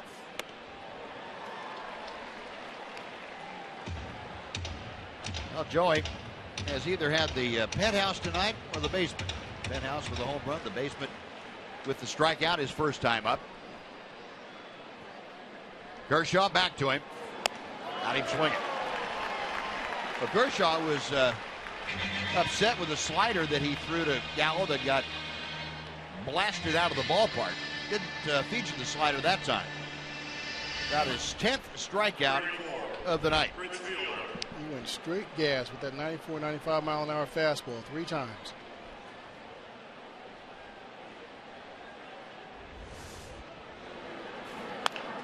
Now Prince Fielder chops one down to his counterpart. That's Adrian Gonzalez, 2 gone. And it will bring up Adam Rosales. Kershaw, another double-figure strikeout performance. He is moving up the list. Dodgers have had some pretty good strikeout pitchers in their time. Consider Sandy Koufax, Don Drysdale, Oral Hershiser, just to name a few. Don Newcomb, not bad. Here's Drysdale's retired number. Kershaw moving up that list of all-time 10-plus strikeout games for the Dodgers. And a strike is thrown to Adam Rosales. Fernando Valenzuela, the author of Fernando Mania here back in 1981. Flying away 2-1. Great guy, too. Another teammate of mine. I got a chance to spend some time with him in Baltimore. Just happy-go-lucky. And he could still pitch a little bit then, too. 3 balls and a strike to Rosales. Adam trying to get aboard with 2 outs here. Rougned Odor waiting to be next.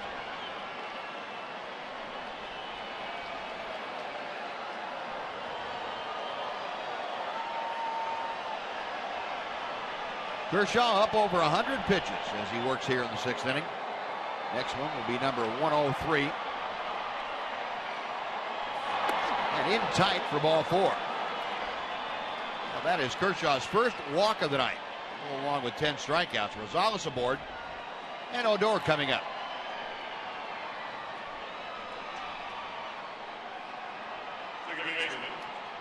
That is not a happy man on the mound for the Dodgers tonight. Clayton Kershaw, Highland Park resident, very upset with himself. Part of what makes him as good as he is that the temperament that always drives him to succeed no matter what. This is high and tight to Odor. I mean, there's no question. I think all the great players in the game, and even guys that aren't that great, they're hard on themselves when they're out there, when they're not executing what they're out there trying to do, not getting it done. They understand, hey, I need to do better, and a lot of times that's what you have to do. You have to talk yourself into it. You have to, sometimes you have to get on yourself, and sometimes you have to use not so nice words. Yeah. Yeah. I think we'll both leave it at that. Yeah. Yeah. Rougned 1 out of 2, but he has driven in a couple of runs. He is right on that pitch, too. 1-1. Odor now, 13 runs driven in this year. 4 of them since coming back to the Rangers this past week.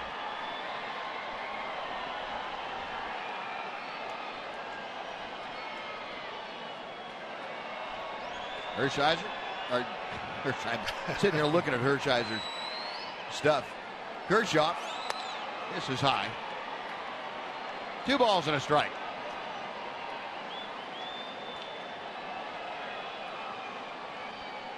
Rougned by going 1 for 2 now, has that average up to 179. He is getting that trending in the right direction. You're talking, Mac, about the tough time he had first time to go around. The last 19 games, he hit $1.21. Overall, it was not good, but going through 19 games and coming up with $1.21 for a batting average for a young guy, a 21-year-old, boy, that's really got to test your intestinal fortitude. Your sanity. Yeah, that too. That too. Yeah, that's real tough to deal with. That time called.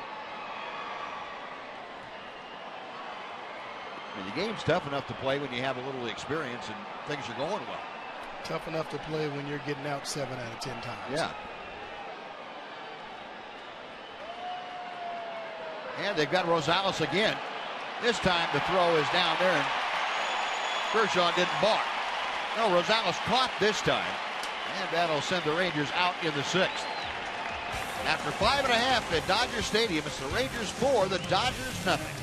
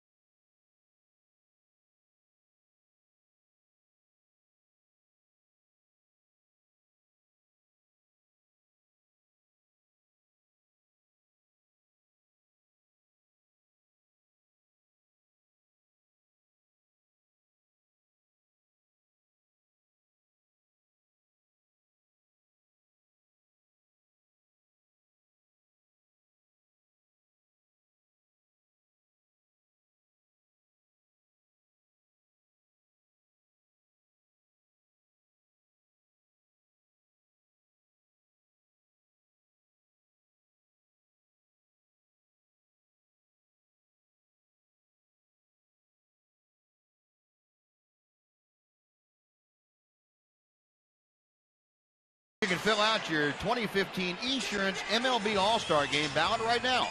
Just visit TexasRangers.com/vote and vote for the Rangers as your favorite or second favorite team, and you'll receive an offer for 50% off select games in August or September. Head to the web and send Fielder, Moreland, and Beltray to the All-Star Game, but hurry, voting closes on July 2nd.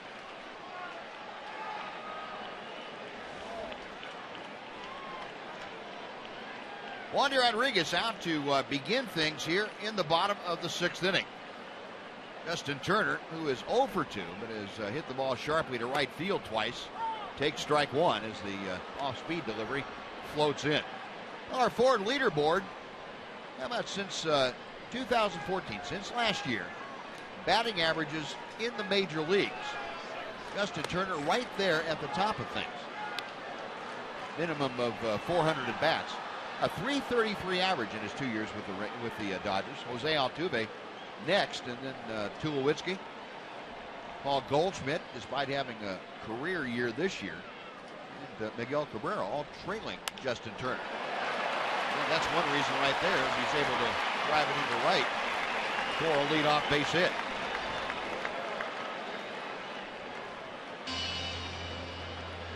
Number 33, Scott Van Slyke. Oh, one on, nobody out. That's the third time that I doubt that the Dodgers have had their leadoff man aboard.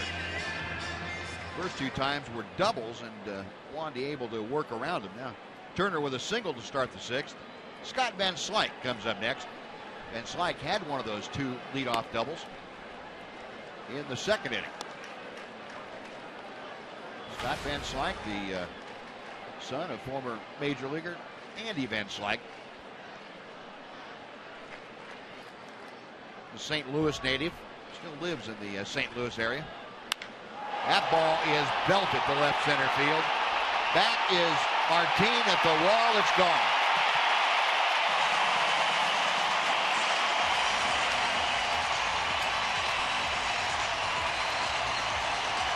Four to 2, the Rangers lead as Van Slyke crutches his 3rd home run of the year.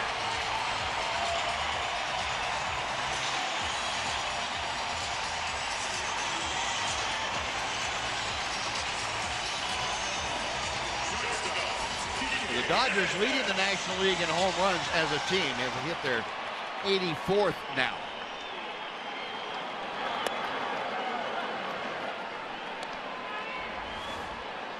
Wandy trying to go down and away with that pitch, and he leaves it up and out over the middle of the plate. That's a mistake right there. Van Slyke made him pay for it. See where Corpy is, down and away, and moves his glove up right down the middle of the plate. Tough one to get away with. Kike Hernandez, the shortstop, takes a little bit low. It's 1 ball and 2 strikes. So Van Slyke getting full extension in that terrible sound. Really drove it out of here. And a base hit down the right field line for Hernandez. Chu over to cut it off. Hernandez going for 2. The long throw not in time.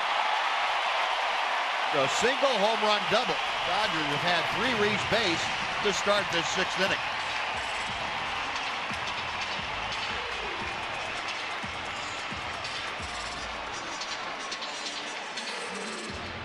Conference on the mound with Carlos Corpora and Elvis Andrus out there, and Mike Maddox will join them.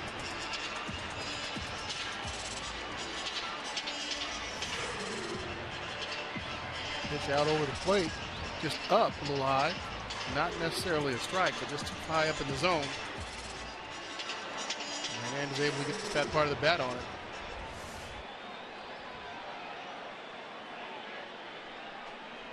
Mike Maddox out there trying to slow things down, give the bullpen an opportunity to get going and see if he can redirect Wandy Rodriguez. Number 17, A.J. Action beginning out in the Ranger bullpen, which here is in right field, right down the line.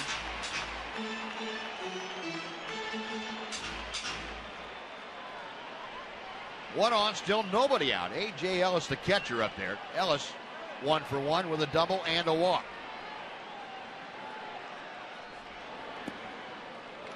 One ball, no strikes.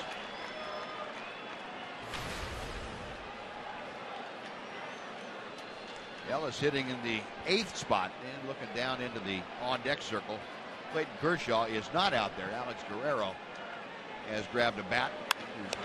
There's a bullet right back to Wandy, and he flags it down.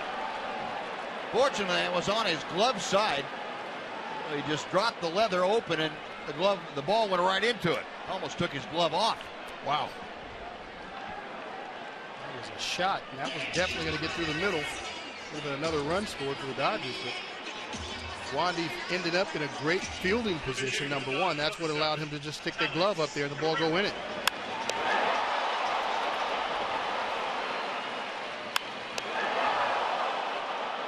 Reflexes, that's pretty good.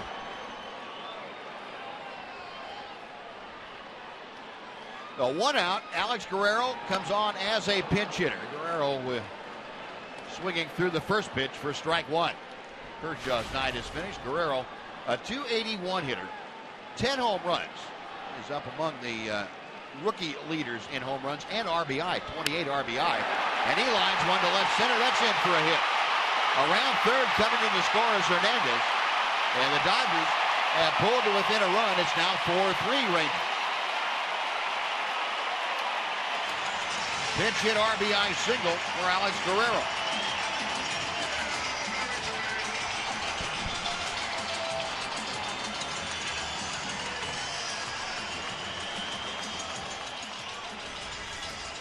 Well, as a pinch hitter, you want to come up to the plate being aggressive. Wandy tries the backdoor curveball, and again left it up just a little bit too high. Guerrero goes down and gets it. Drops it into left field for an RBI single.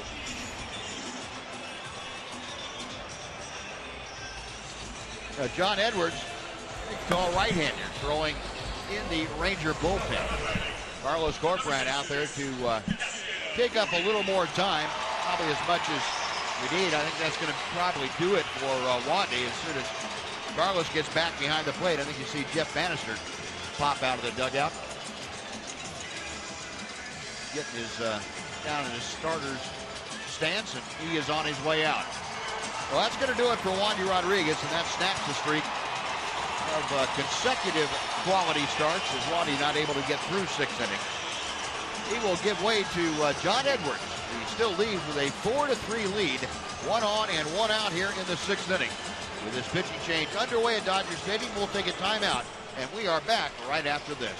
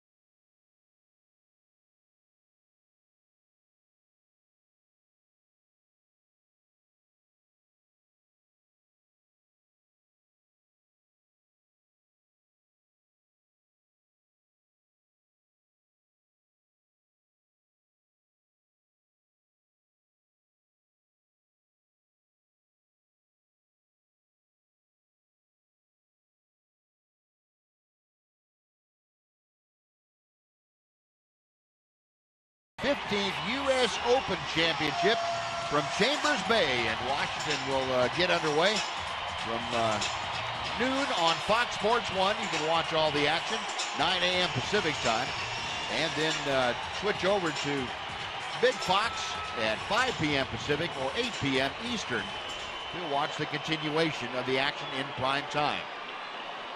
John Edwards, the 27-year-old from Keller, Texas, on now to try and quell this Dodger uprising. Last time we saw John was in the Minnesota series on the third team. Worked the third of an inning in that ball game. This is 10th appearance overall. Working to Yasiel Puig. And he drops the breaking ball in for strike one. Puig tonight has doubled, flied out, and struck out. Dodgers put 9 hits together against Wandy Rodriguez tonight. Did not break through until this 6th inning. They have had 4 hits and scored 3 times here in the 6th. Have a runner on as Puig takes low and inside.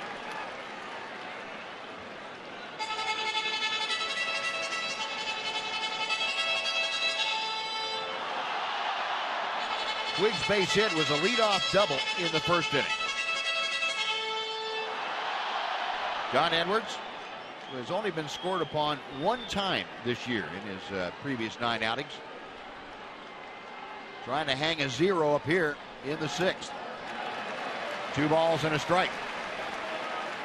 And the one area that John has struggled a bit has been with control. He has 7 walks in 5 2/3 innings.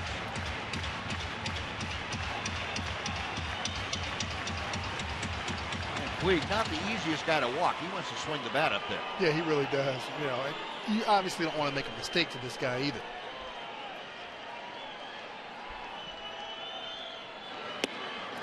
And that's low and in. 3 balls and a strike. John Edwards falling behind now with Puig at the plate.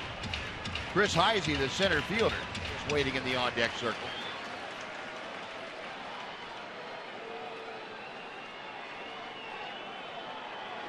Alex Guerrero, the runner at first, with the lead. 3-1 pitch is inside, ball 4. And that walk puts runners at first and second. And Chris Heisey being called back to the plate, or back from the plate. And it looks like Jock Peterson has grabbed a bat.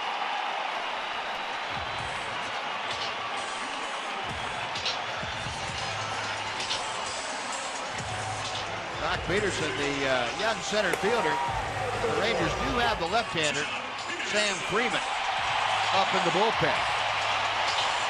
And this might be that left-handed matchup. Carlos Corcoran going to go out to the mound and give Jeff Bannister a little time to talk with Mike Maddox and make a decision. Also give Freeman a couple of more pitches to get ready in that bullpen. Looks like the skipper pretty much made up his mind, and now he's headed out to the mound. So it looks like it's going to be a 1-hitter appearance for John Edwards tonight. He lost Yasiel Puig on a 3-1 pitch. And the signal has gone out to the bullpen. Jeff Bannister wants Sam Freeman to come in and face the pinch hitter, Jock Peterson. So 2 aboard with 1 out in a 1-run game here, a 4-3 Ranger lead in the bottom of the 6th. Another pitching change underway. We'll take another timeout. On Fox Sports Southwest, we're back after this.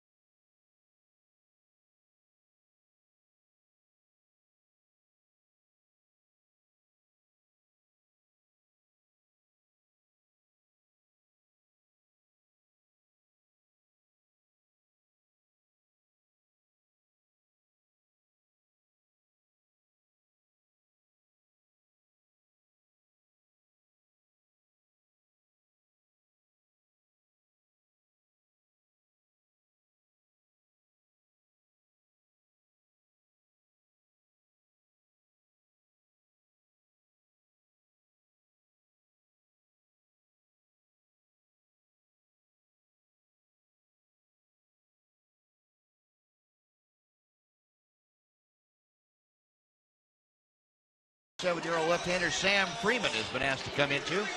Runners at first and second with 1 out. Rangers leading 4-3. Sam Freeman in his 15th appearance. We have not seen Sam since the Oakland series in Oakland. That was back on the 11th of the month. Sam, no record, 5 holds to his credit. An airline ERA of 7.27. Jock Peterson will be the pinch hitter. Sam Freeman asked to come in and get Peterson with runners at first and second. Peterson a .253 average, but 17 home runs and 33 RBI.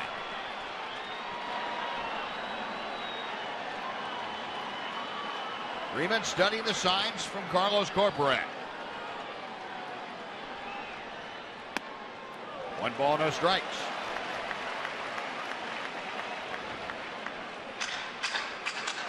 Peterson 2 out of 5 in yesterday's ball game. And a 4-game hitting streak coming into play here. .273 is average with runners in scoring position. The normal leadoff hitter for the Los Angeles Dodgers.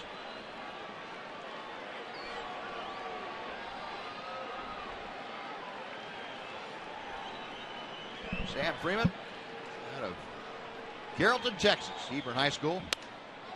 Deals a strike, and it's evened up at 1-1. You know, this is what Sam's job is, come in and get tough left-handers out like this. And not just left-handers. He can get right-handers out as well, but in this situation with Jock Peterson coming to the plate, Vanny had Freeman out there ready to go for him. Sam getting the call right at the top of the strike zone. Now the 1-1. And that is down toward the lower part of the strike zone. 96 miles an hour from Sam Freeman. Home runs by rookies this year. Jock Peterson leading the pack. Steven Sosa is next. And then Alex Guerrero out there at second base has 10 of them. And he has played just part-time to drive 10 out of the ballpark. 1-2 is the count.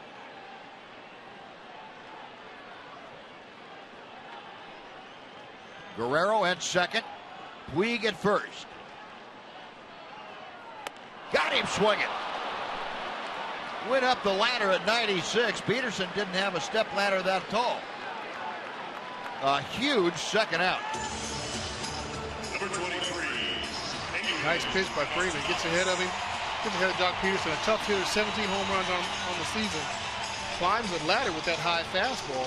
And that's pitching right there. You're ahead of the hitter. You've got 95, 96 in that arm. You might as well go ahead and use it. You climb the ladder and work that hitter. The last thing a hitter wants to do, especially pinch hitting, is go up there and take pitches. He wants to swing. So when you've got that kind of velocity on your fastball and you've got a couple of pitches to waste or set up a hitter with, you climb that ladder with it and use it. Now the veteran Adrian Gonzalez up there, and Sam Freeman dropping in that hook for strike one. Gonzalez tonight 0 for 3. Couple of fly balls to left, a ground ball to second. Tying run out at second. The go-ahead run at first. 1 ball and 1 strike.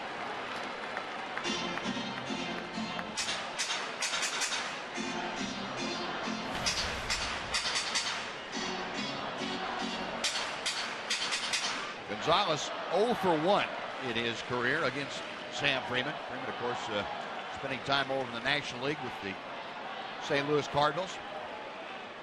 1-1 to Gonzalez. That foul ball just about knocked Carlos Corporate into next week. Goodness. Ouch.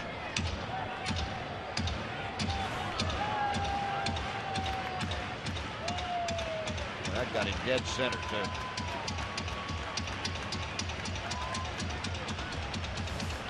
You know, I can only imagine that doesn't feel good nor sound good.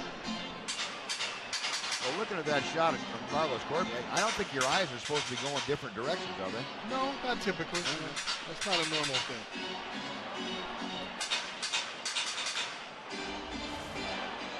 Listen to this. You hear the little tick and then the smack. Wow. Chad Fairchild, the home plate umpire, empathizing with Carlos Corcoran. Doesn't make Carlos feel any better, but kind of a compassionate gesture. But 1 ball and 2 strikes. Freeman reading the signs. He checks the runners. Pulled on the ground. Prince Fielder has it. He will win that race to the bag. Great job by Sam Freeman to come in and strike out Peterson, get Adrian Gonzalez to roll out and maintain the Ranger lead. The Dodgers score 3 times, but strand 2 on to the 7th, 4-3 Rangers.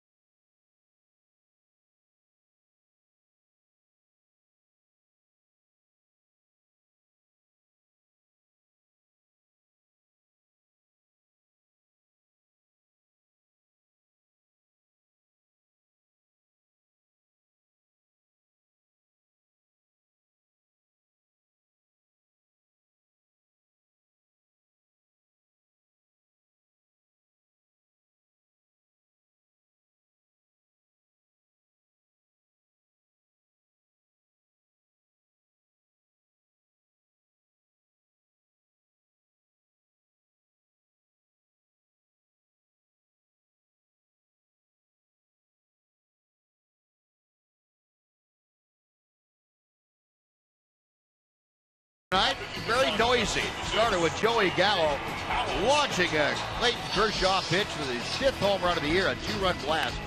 And then Rougned Odor gets his 2nd of 2 RBI tonight. That made it a 4-0 Ranger lead.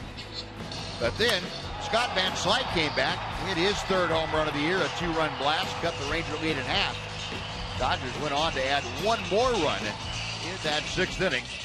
And that's where we stand as we head to the 7th, 4-3 Rangers, and J.P. Howell, left-handed reliever, on now. And Howell, pretty much a fastball, curveball type pitcher, left-handed, not just matchup guy, but 24 appearances, 25 now with this one. And he's worked 18 innings. Rougned Odor to start things off against Howell. The left-hander slings in strike 1. Jock Peterson stays in the ballgame after pinch hitting for Chris Heisey and remains at center field.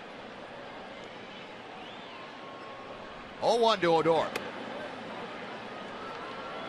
Rougned a single. Actually could have had 2 singles, but the fielder's choice was an 8-4 put out at second base. Yeah, that's not a good feeling. No. Especially off a tough guy like Kershaw. You want that hit. Hit him. Off-speed pitch inside. Got Rougned on that right elbow, so he trots down to first base.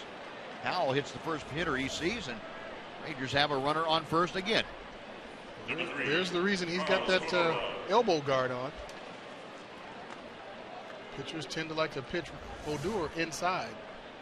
That is the 38th hit batter the Rangers have had this year. That's the most in the major leagues. That's crazy. It started off going that way, and it just hasn't slowed down. No, it hasn't. Rangers now with their 4th leadoff man aboard tonight. 1 on, nobody out. Carlos Corcoran takes a strike from Howell. Corcoran struck out both times when he faced Clayton Kershaw tonight. Kershaw worked 6 innings. Allowed 5 hits, 4 runs, all of them were earned. He had 1 walk and 10 strikeouts. 35th time in his career he has had double-figure strikeout. Howell, a long look at first. Now he steps off as Odor has made his presence felt at first base tonight. He has stolen a base. That was back in the second inning. Had a couple of good jumps that were wasted on foul balls. Howell, a letter high set. A long look. He's going to hold it there. And time finally called by Corcoran.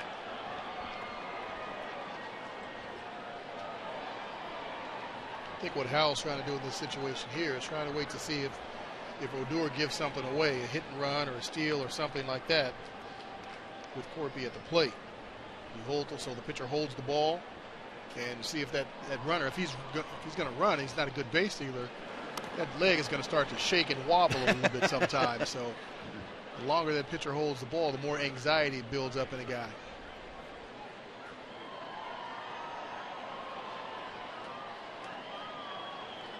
The 0-2 the count to Corcoran. Facing J.P. Howell, University of Texas Longhorn ex. He had 2 years down in Austin. Went 25-4 for the ball team. Big sigh and a toss to first base.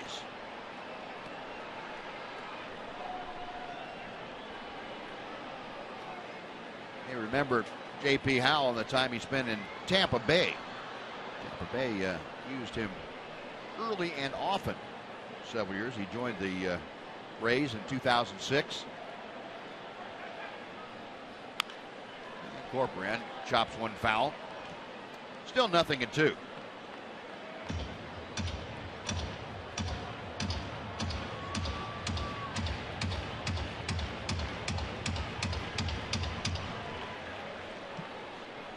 Odor at first with nobody out here in the 7th inning. Mentioned Rugnet, the 4th leadoff man to get aboard for the Rangers tonight. The first 3 have scored. Chopper to short. Second, the return to first in time. 6-4-3 twin killing. And there are now 2 outs and the base is empty, and Leonis Martin coming up.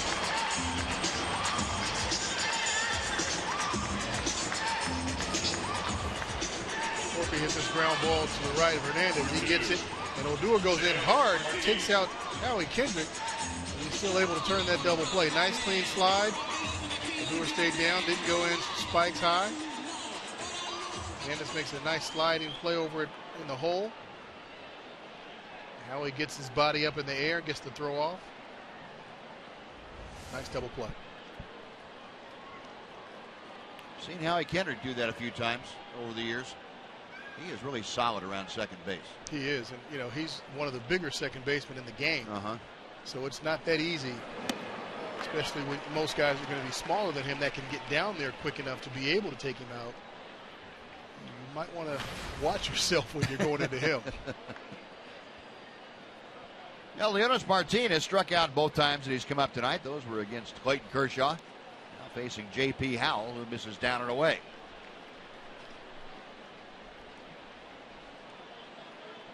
Leonis a .245 average as he bats here in the 7th.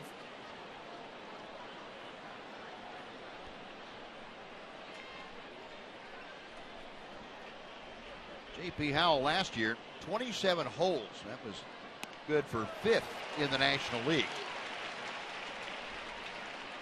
Been with the Dodgers since 2013.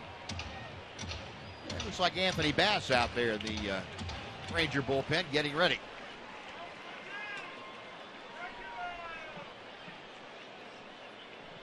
The 1-2 pitch.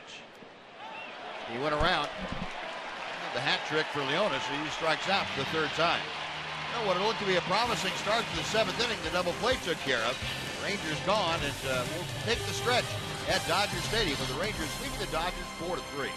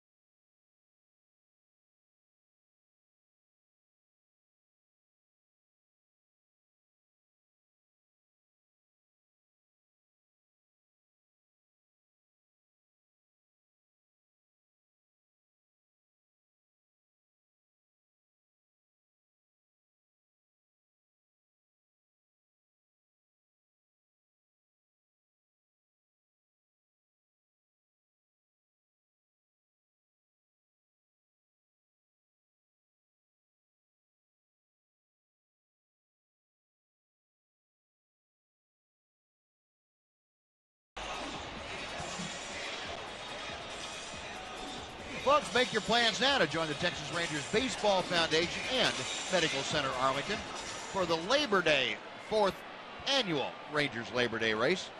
Enjoy the scenic 5K course that finishes on the field, or you can bring the whole family for a 1K fun run. Visit TexasRangers.com/race to sign up, but don't wait because registration fees increase after July 15th. Well, Sam Freeman back out to the mound. He will face Howie Kendrick in this one-run game. Kendrick, Turner, and Van Slyke for the Dodgers. Tailing fastball. It is 0-2 to Kendrick.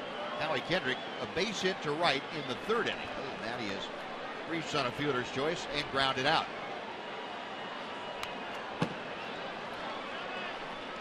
Change the speeds. Kendrick just able to stay alive. Kendrick, a 286 average. Sam Freeman came on with runners at first and second and 1 out in the 6th inning. Struck out Jock Peterson and got Adrian Gonzalez to ground out to end the inning. Had the tying run on and the go-ahead run on into the ball game. Sam Freeman doing a great job. 1 ball and 2 strikes. Well, Sam has pretty good success against right-handers. He's actually been getting right-handers out better than he has left-handers so far this season.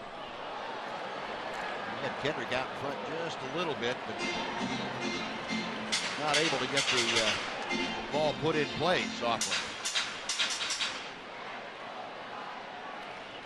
And this might be as hard as we've seen Sam Freeman throw this year. 97 miles an hour.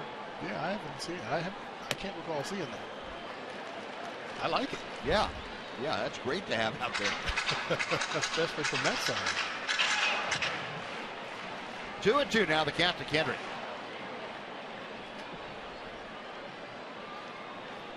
Freeman back to the plate.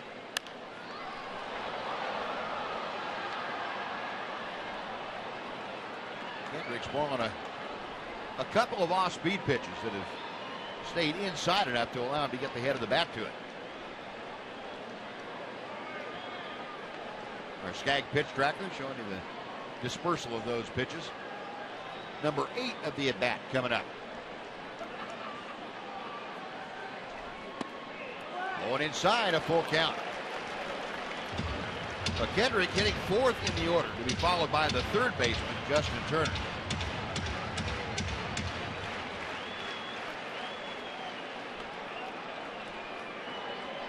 Freeman nods in agreement, sets the payoff pitch.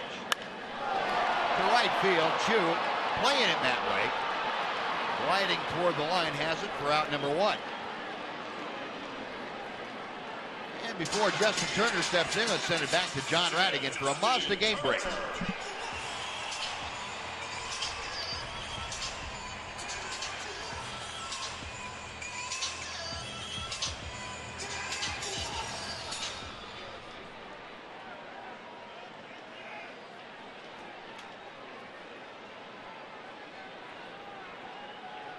All right, John, thank you. Justin Turner, 1 for 3 tonight. Singled his last time up. Scored the first run of the game for the Dodgers. Rode home on Scott Van Slyke's home run. Rangers now going to a no doubles defense. Outfielders playing way back. As Sam Freeman deals to the inside corner for a strike. It'd be tough to hit it over an outfielder's head and have it stay in the ballpark. Very tough. See the outfielders shifting now that there are 2 strikes. Move a couple of steps to the off field. Of course, Turner has driven the ball pretty well to the right side 3 times tonight. Tried it again, and that's at the upper deck off to first base. 0-2. Sam Freeman not ready to throw his 21st pitch in relief here this evening.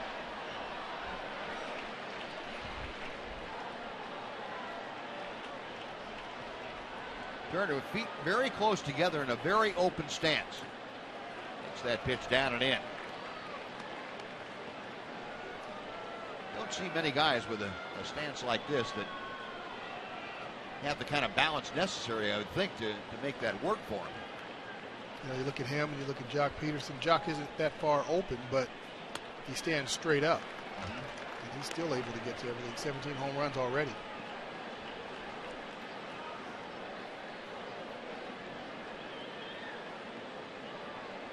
Turner had a home run in last night's ball game. That 2-run shot off Chichi Gonzalez. The 2-2 pitch coming from Freeman. Rosales across the diamond. What? That is out number 2. Next will be Scott Van Slyke. Nice job by Freeman. Using both sides of the plate. Fastball away to get ahead, strike 1. Fastball in. Count to 1 and 2.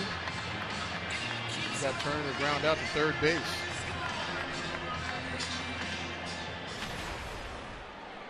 Scott Van Slyke, in his return to the active list for the Dodgers, a double and a 2-run home run tonight. 2 for 3. Season average at .278.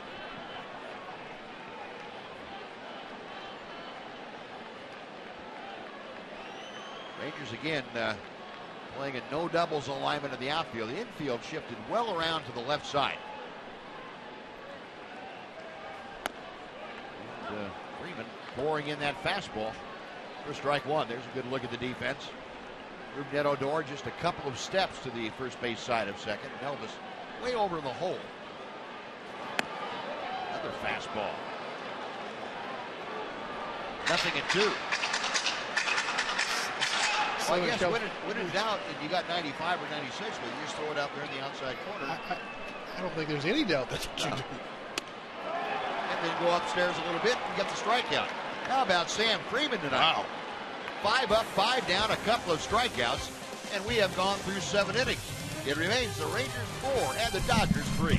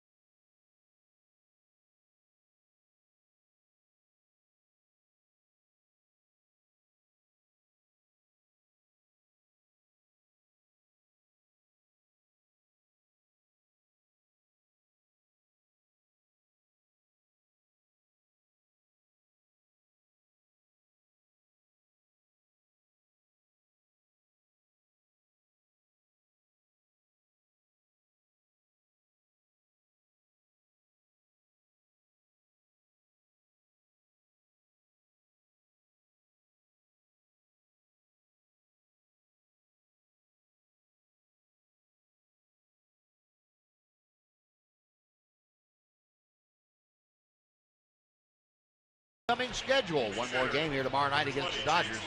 Then it's on to the Windy City Friday night in Chicago, Saturday afternoon and Sunday afternoon, before coming back home for a brief 3-game homestand against the Oakland A's, and then back out on the road to Toronto and Baltimore to finish out the month of June.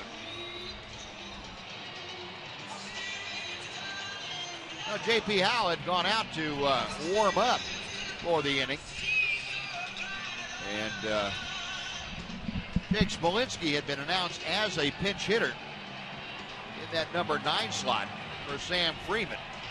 And that prompted Don Mattingly to head out to the mound, and he's going to bring in the right-hander, Yimi Garcia. Garcia we saw a night before last in Arlington. No pitching change underway before we ever got underway here in the 8th inning. We'll take a timeout. We're back right after this on Fox Sports Southwest.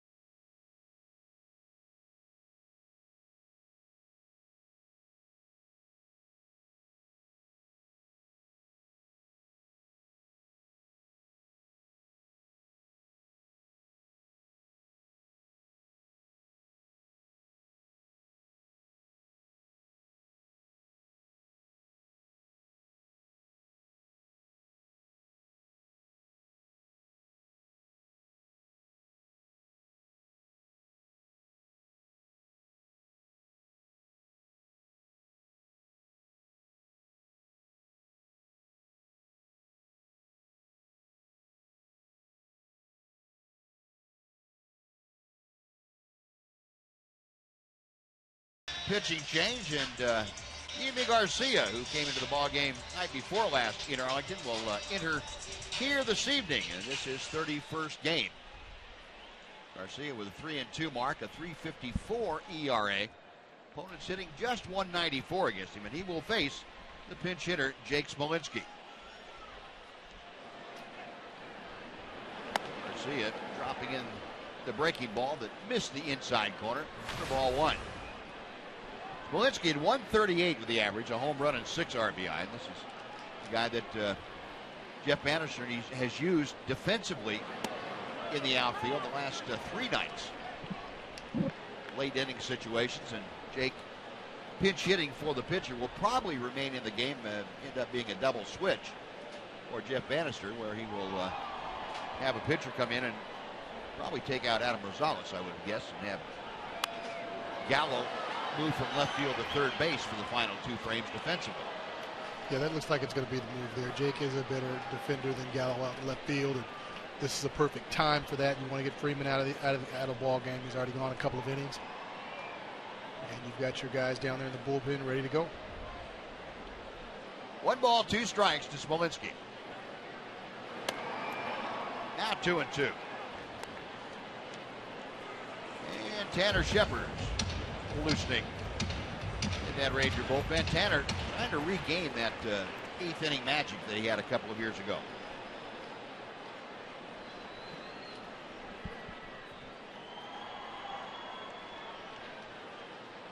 Garcia back to the plate, misses high, and it's a full count now. So Smolinski trying to get aboard to start off this 8th inning.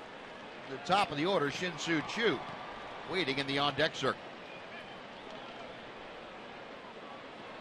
Garcia, the 24-year-old out of the Dominican Republic. A high set payoff pitch. Got him swinging. Foul tipped into Ellis's glove. And that is strikeout number 1. It's a good pitch by Garcia. Fastball at 95 miles an hour on the outside part of the plate. Not much Jake could do on that pitch. Right fielder, Shin-Soo Choo. See Ellis over there, set right there, throws it right to the glove. No, 1 out. Shin-Soo Choo, an 0 for 3 so far this evening. Choo has struck out twice, grounded to first. All 3 of the at-bats against Clayton Kershaw. He takes a breaking ball for strike 1 from Garcia. Choo, a 237 average. Gets this one to right field. That's going to sink in for a base hit. Boy, Choo put some top spin on that thing, and there's his first hit of the night. He is aboard with 1 out for Elvis Andrus. Shortstop, Elvis Andrus. Choo gets a fastball, tails back in, a little two-seamer, tails back out over the middle of the plate. And Choo jumped all over it. Nice rocket to right field for a single. The 1 on and 1 out. Elvis Andrus tonight has popped out to third, has been called out on strikes, and fly to right. An opportunity here maybe to put Choo in motion, get a little something going. Pitch is low to Elvis. Definitely a good situation for that. You've got the perfect guy at the plate. Choo's a good runner at first. Need some insurance runs? Absolutely. Rangers have grounded into a double play tonight. And they have hit into a few of them of late. That would be at least one way to ensure that he probably would not ground into a double play. Choo with good speed, Elvis with good speed.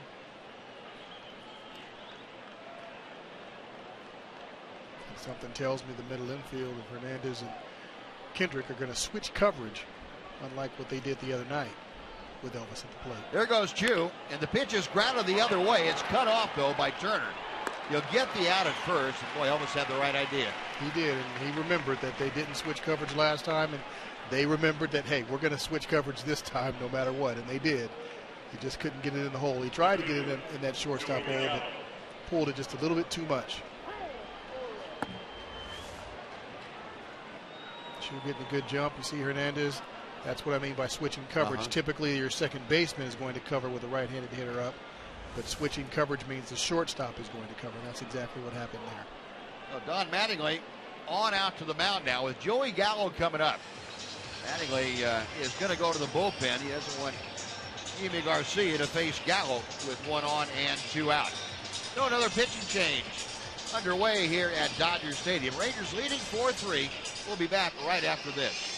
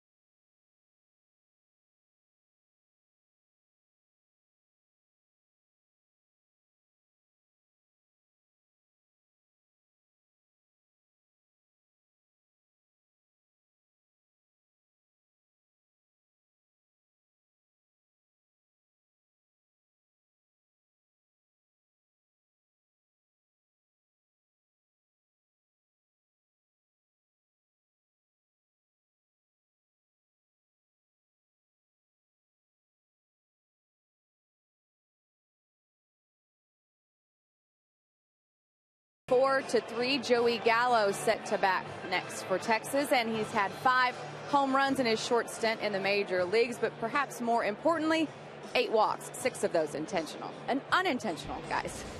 Like I said, with the comfortability, that's, I'm not trying to do too much. First week or so, trying to be a hero every swing, and now I'm just trying to, help the team win. If I got to take a walk, then I'm going to take a walk. So if they're not going to pitch to me, then I'll obviously take my walks and not swing at everything. So that's what I'm trying to work on now. And that patience at the plate of the utmost importance when he's hitting directly before Prince Fielder, as has been the case the last few games, guys. All right, Em, thanks very much. Now he'll be facing Adam Liberatore, left-hander that we saw night before last down in Arlington. Liberatore, a 28-year-old left-hander, basic fastball slider type pitcher. Gallo 1 for 3 tonight, a 2-run home run and 2 strikeouts. Oh, and he had a pitch to work with there from Liberatore, a 94-mile-an-hour fastball that was down in his hitting zone and fouled it off. Yeah, he doesn't miss that pitch too often, or hasn't so far. 0-1, the count to Gallo. Joey 265 now with 5 home runs and 10 RBI as Shin-Soo Choo out at second base. Rangers leading 4-3 here in the top of the 8th inning. And that pitch right at the top of the strike zone. 0-2. By Joey's expression, he's not real enthusiastic about that last call. Our Skag pitch tracker. Hitters don't like that pitch right at the top of the strike zone called strikes, do they? No, see those top 3 squares? They could really just go away.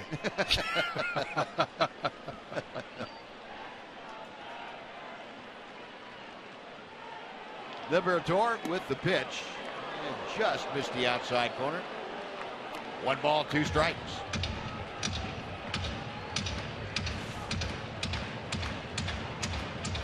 We're trying to get that outside part of the plate, just missed it. Liberatore grew up in Pennsylvania. Came over in a 4-player trade with the Tampa Bay Rays in this past offseason. 1-2 pitch to Gallo. Popped straight back and out of play.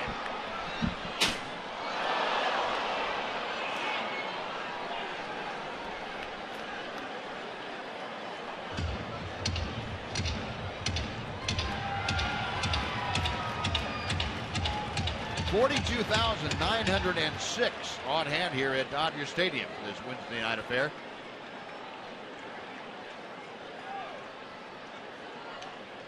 See Clayton Kershaw only last 6 innings tonight in his first ever appearance against the Rangers. Liberatore ready, another 1-2 pitch. Gallo able to check his swing. It's 2 balls, 2 strikes.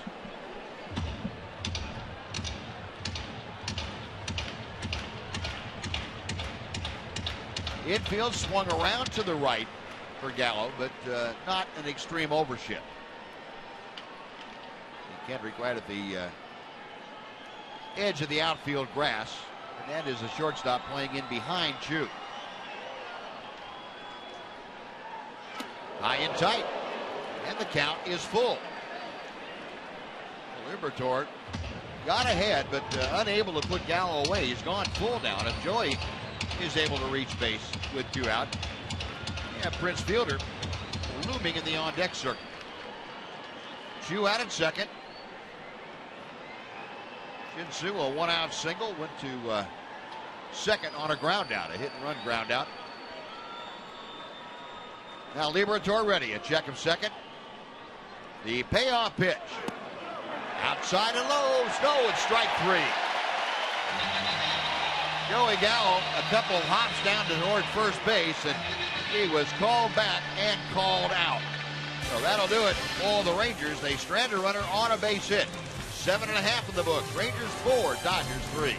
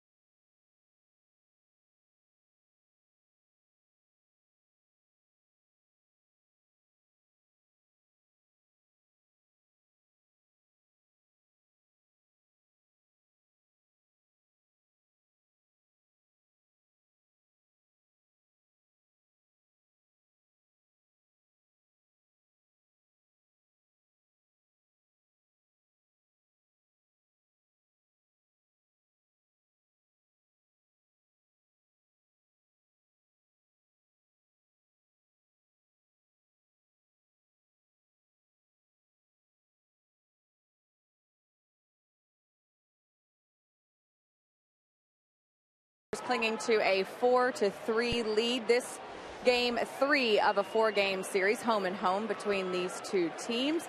They will close things out tomorrow night here on the West Coast. Another late start as we get going at 9 o'clock on Fox Sports Southwest. Zach Greinke takes the hill for the Dodgers. His sub-2 ERA is 5th in Major League Baseball. We just told you Joey Gallo swinging a hot bat, 5 home runs in the month of June. Those 2 will go at it tomorrow, 9 o'clock here on Fox Sports Southwest. Thanks again to the folks at AT&T U-verse for all the good information. All right, Em, thank you. Now, Tanner Shepard has come out of the bullpen to take over here in the 8th inning, dealing to Kiki Hernandez. Well, that's a dangerous spot behind home plate tonight. Last couple of innings, anyway. That foul ball just knocked home plate umpire Chad Fairchild for a loop. Yeah, that makes you dizzy. It's not, these guys take it, but that's just jarring right there. It really is. I can't imagine what that feels like. Well, Chad Fairchild pretty well shaken up, and the rest of the umpiring crew coming down to check on him. You saw the little extension there at the bottom of the mask that was added in the last 15 or 20 years or so to the bottom of the mask to prevent a foul ball like that from hitting somebody in the throat. Steve Yeager is one of the first people that wore a flap that was a loose flap down there. And then they added the extension to the bottom of the mask itself. And without that extension, without that flap, you get your larynx crushed. And that doesn't mean that it's safe. It hurts like heck, I would think, when you get that foul tip right at the bottom of the mask and it rips your mask off. It's definitely no fun being behind the plate, whether you're a catcher or an umpire. A lot of times that umpire is exposed because he likes to line up inside, in between the catcher and the batter. And a lot of times he's just left himself exposed. And especially when a target is set off the plate outside, the umpire is inside, and the pitch misses, and the catcher's not there with his body to block that foul tip. Right. We've seen actually where catchers have been crossed up, and that umpire is just taking a straight pitch. Yeah. But Chad Fairchild apparently feeling he's able to continue. A lot of the umpires now very well aware of the concussion protocol that is circulated throughout major sports, and very important. And it's a great thing to be aware of and to ensure that that's a priority when somebody gets hit like that with a foul tip. So set to go, 1 ball and 2 strikes. The count to Kiki Hernandez. Got him swinging. Shepard, good sharp breaking ball. Tanner gets the punch out. 1 gone. A.J. Ellis coming up. And he's going to be called back, or is he? It's going to be Yasmani Grandal.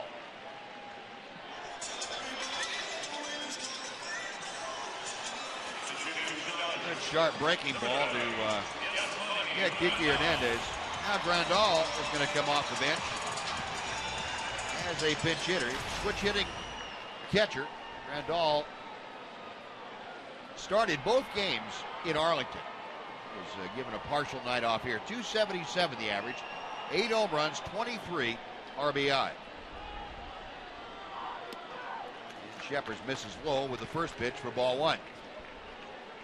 Grandal 1 for 1 with a home run against Tanner.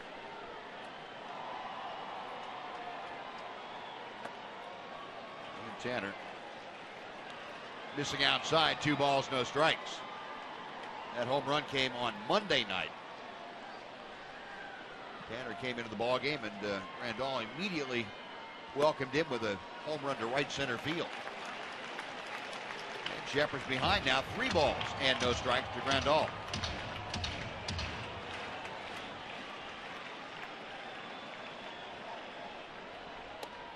And ball 4. It looked like Tanner would have much to do with Grandal after he got behind. Nope. Well, 1 on, the tying run on base with 1 out. And Mike Maddox now going to go out and have a chat with Tanner Shepard as another pinch hitter. This is Andre Ethier is announced for the Dodgers. So Mike out there to take that scouting report with him and remind Tanner Shepard what they had talked about for Ethier. And that's what you've got to do. You've really got to make sure that, hey, in this situation, okay, here's what the game plan is against this particular guy. He hasn't played all night, but here's the game plan. Here's how we need to pitch him, especially a guy that has the potential to reach the seats.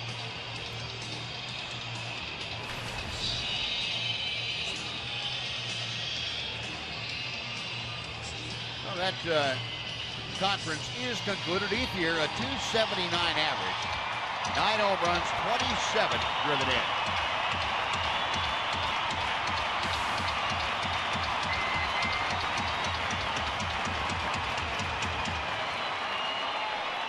And Ross Detweiler, the other left-hander the Rangers have in that bullpen, starting to loosen now. First pitch to Ethier is a little bit low for ball 1.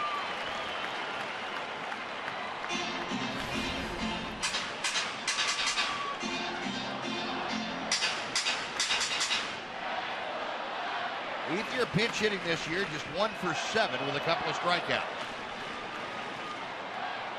Shepard's a check of first, the 1-0 pitch.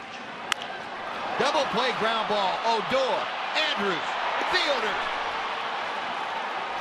Mike Maddox went out, ordered up a double play. Tanner Shepard's complied. The Rangers turned it over. We're going to the 9th inning. Beautiful thing. Wow. Just exactly what the doctor ordered. Rangers 4, Dodgers 3, on to the 9th we go.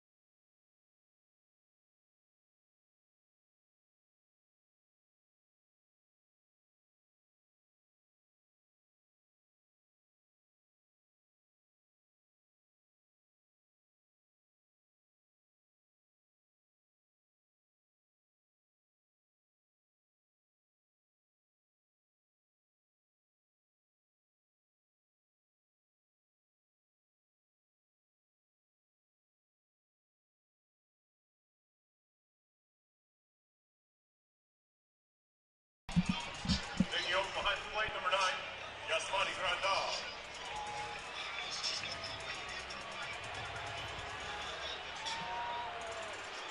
All right, John, thank you.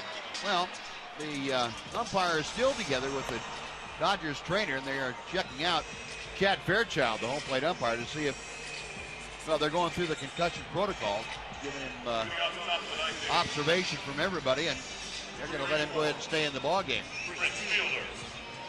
Meanwhile, new pitcher on the hill for the Dodgers as we head to the 9th inning. Josh Raven, who we saw very briefly in last night's game, briefly to the point where Robinson Chirinos greeted him with a walk-off home run, and that was it. Raven appearing now in his 6th ball game, 2-1, 3.38 ERA, and opposition hitting .273. Prince Fielder to start things off here in the Ranger 9th inning. Rangers on top 4-3. They have been out hit tonight 9-6 by the Dodgers. Yasmani Grandal stays in the ballgame, takes over behind the plate. Josh Raven ready for the 1-0 pitch. Now 2-0.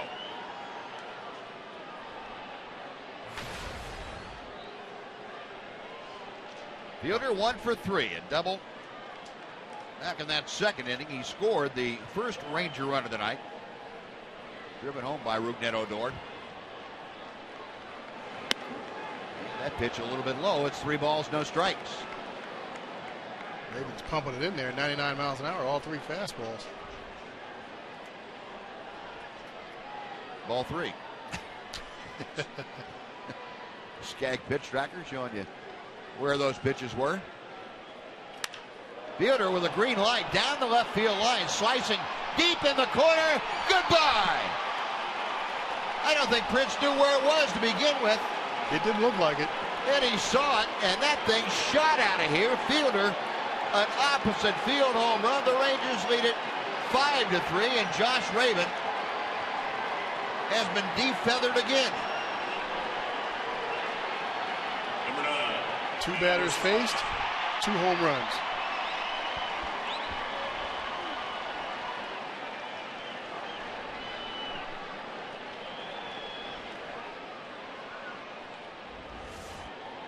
Another fastball, 3-0, up in the zone.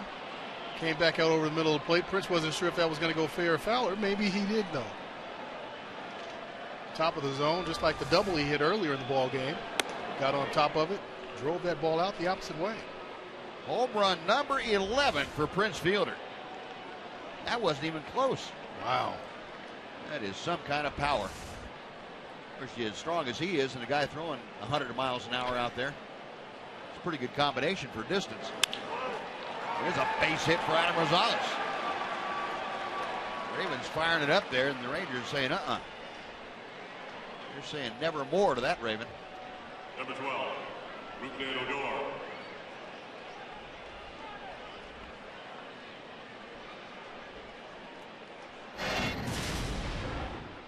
And the matchup last night in Arlington.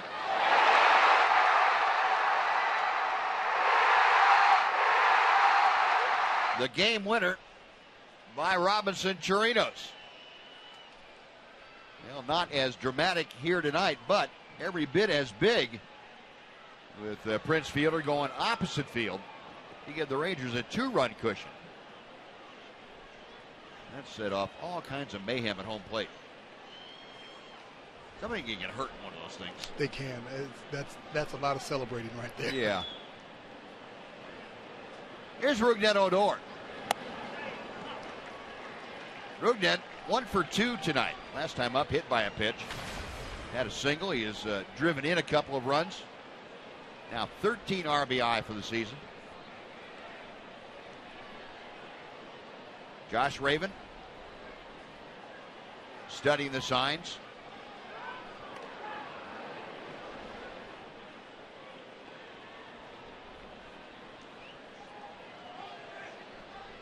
Rangers a couple of home runs tonight from the guys in the middle. Joey Gallo, a 2-run blast in the 3rd. Prince Fielder, a leadoff home run here in the 9th.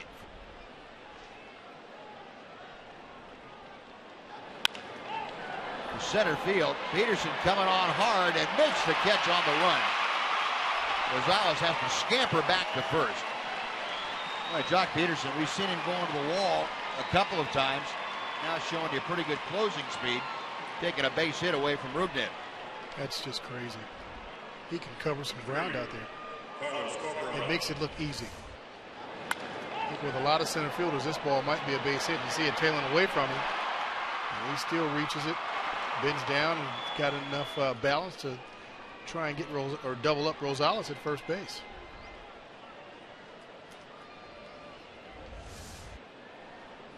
So 1 away. And here's Carlos Corporate, who flips over to the left side of the plate. Switch hitter fouls back the first pitch. It is 0-1. Corporate, a couple of strikeouts and a double play grounder. 0 for 3. Batting average at 170.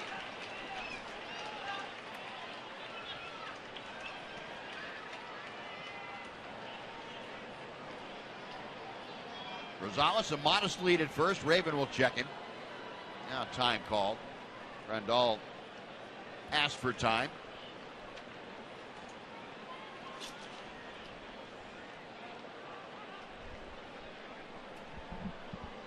Corporate checking with Grandal. That's kind of, I guess that's professional catcher's courtesy, huh?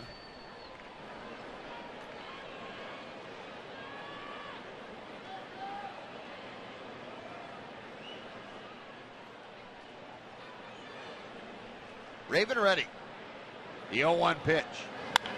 That ball's hammered down the right field line. It is foul. A low hooking line drive that Corporate almost sneaked in the chalk. He'll have to come back and try it again at 0-2.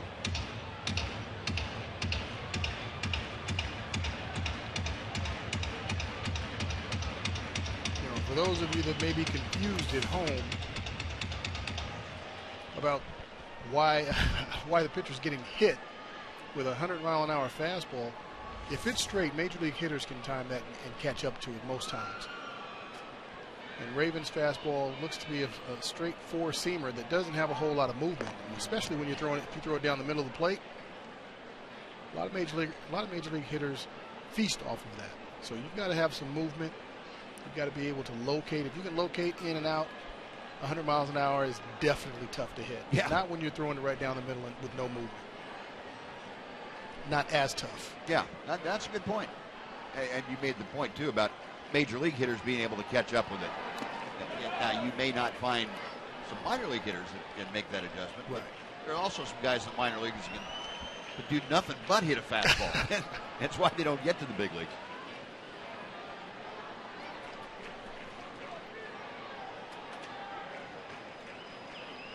A ball and 2 strikes to Carlos Corporate. Josh Raven peering in for the side. Yasmani Grandal flashing him out.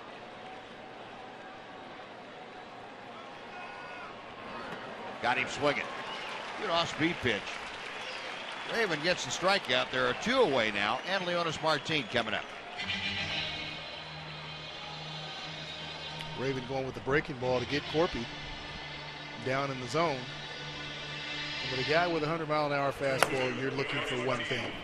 That 100-mile-an-hour fastball, not a curveball.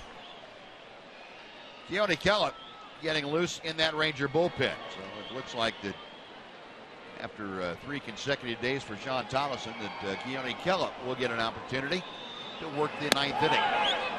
There goes Rosales on kind of a delayed steal and sliding into second.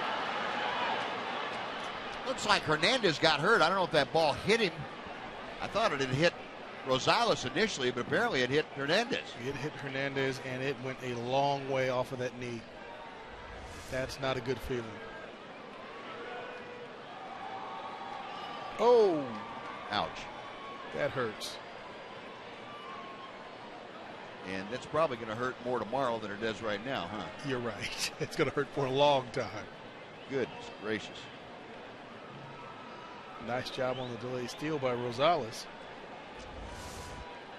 Hernandez was a little bit late getting over to cover on that. And that's the whole idea with the delayed steal, is you're trying to catch one of those middle infielders, whoever's covering the base. You're trying to catch him sleeping. And Rosie did just that.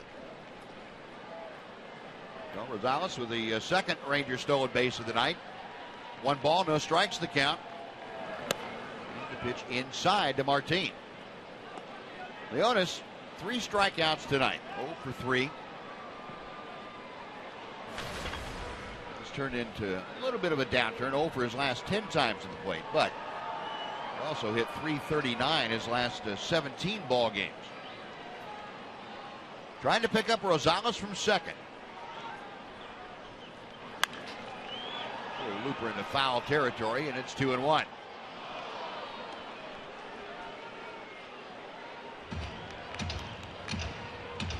Keone Kellett getting ready. He will face the top of the order. Puig, Peterson, and Gonzalez. As the only thing left undetermined is what the score is going to be when he comes in. Right now it's 5-3 Rangers. Leonis Martin, a chance to add to that. Now Raven a check of second.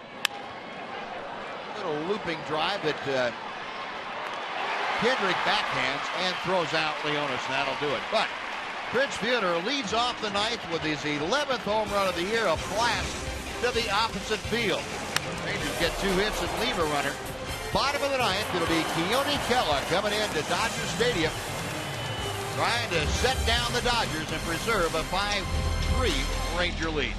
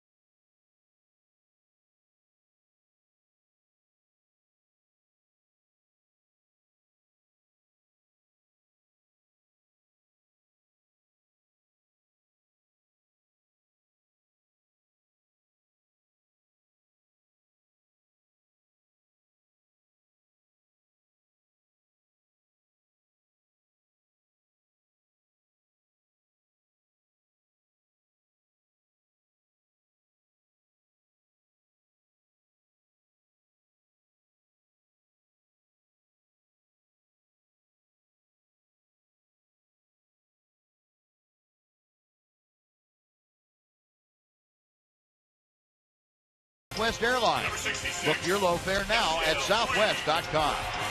By AT&T UVerse TV. UVerse has more live TV channels on the Golden Cable. And by your Texas Ford dealers. Visit your Texas Ford dealer now for great deals on America's best-selling brand. Ford is the best in Texas.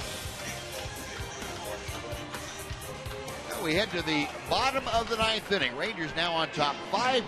Keone Kela, the 22-year-old right-hander, is on the hill for the Rangers, trying to close it out.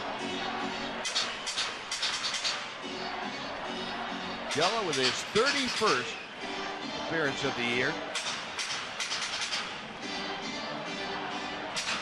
And now Keone being asked to take off the little sleeve extension he had on his left arm.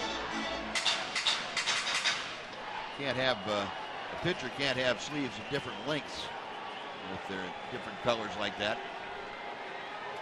So you'll have to exhibit that ink out there without the sleeve. Now we're set to go. Gallo will face Yasiel Puig. Puig tonight is 1 for 3, a double and a walk. He's also flied out and struck out. First pitch to him at 97 at the knees for strike one. Hanser Alberto has entered the ballgame defensively at third base, moving from third across the diamond. Adam Rosales now playing first. 0-1 pitch to Puig. 0-2. Gallo dropping that hook in. It's been impressive about Keone Kela, Mac, that we've seen him come out and be able to drop in the off-speed pitch, the curveball, almost at will early in the count. Yeah, I like it. He's done it a few times first pitch to get ahead 0-1. And when you can do that, that's just much better for you. You're putting yourself in a great position to finish off a hitter. The 0-2. That one stayed up a little bit. Still almost got the strikeout. Gallo worked the last game against the Twins, his 30th outing of the year. Worked an inning and had a couple of punch-outs. ERA of 2.3.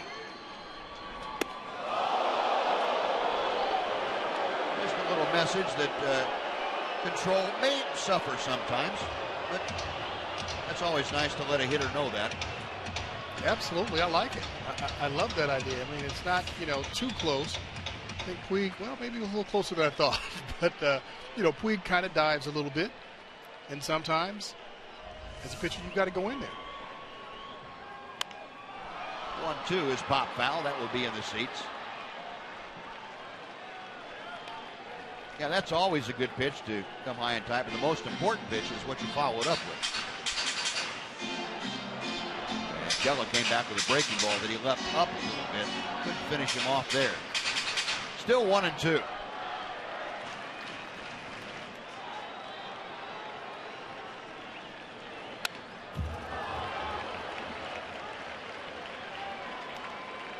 Boy, both, all three that we've seen now with Sam Freeman, Tanner Shepard, and Keone Kela have come in here on some pretty high heat. 96, 97. Raven throwing 100. Yeah. Check swing foul. It's still a ball and 2 strikes.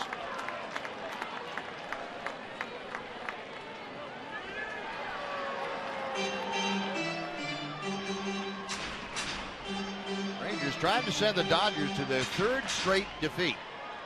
Dodgers came into play tonight 2.5 games better than the San Francisco Giants in the National League or West. Another one high and tight, 2-2.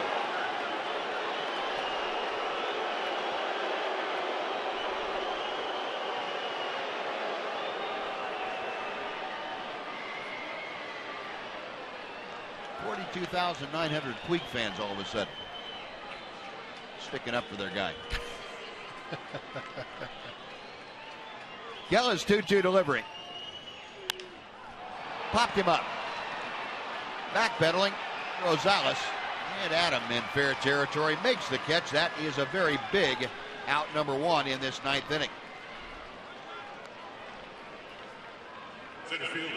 Huge out by Gallo right there. You want to get that leadoff guy, especially a guy with this kind of pop. You don't want to let him get anything started.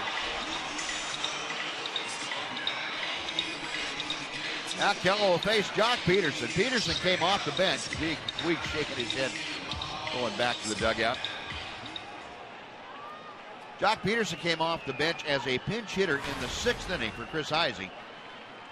And at that point, the Dodgers had scored 3 runs. They had 2 men aboard with just 1 out. Sam Freeman came on to punch out Jock Peterson. Very big strikeout, and then got the last out of the inning as Adrian Gonzalez grounded out. Sam Freeman saving the game at that point. Maintained that Ranger 4-3 advantage. It's now grown to 5-3. 1 ball, no strikes.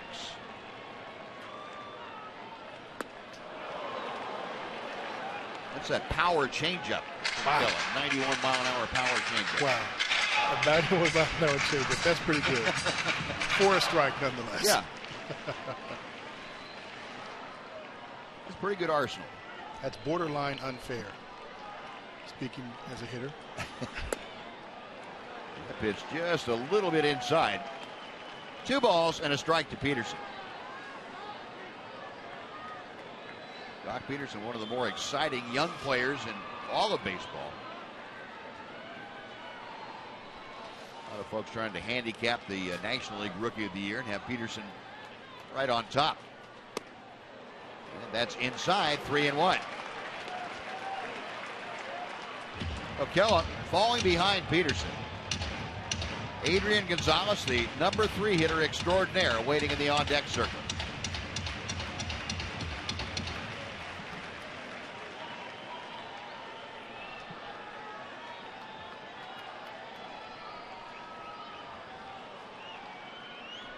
O'Kella heaving a big sigh. Now he's ready to work. Lost him, ball 4. Puts the tying run aboard with 1 out. Adrian Gonzalez coming up.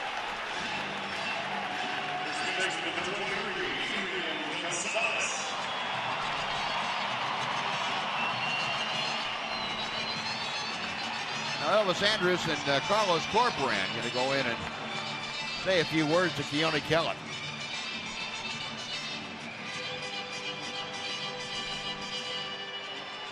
Young man experiencing 2 things almost every time out at the big league level.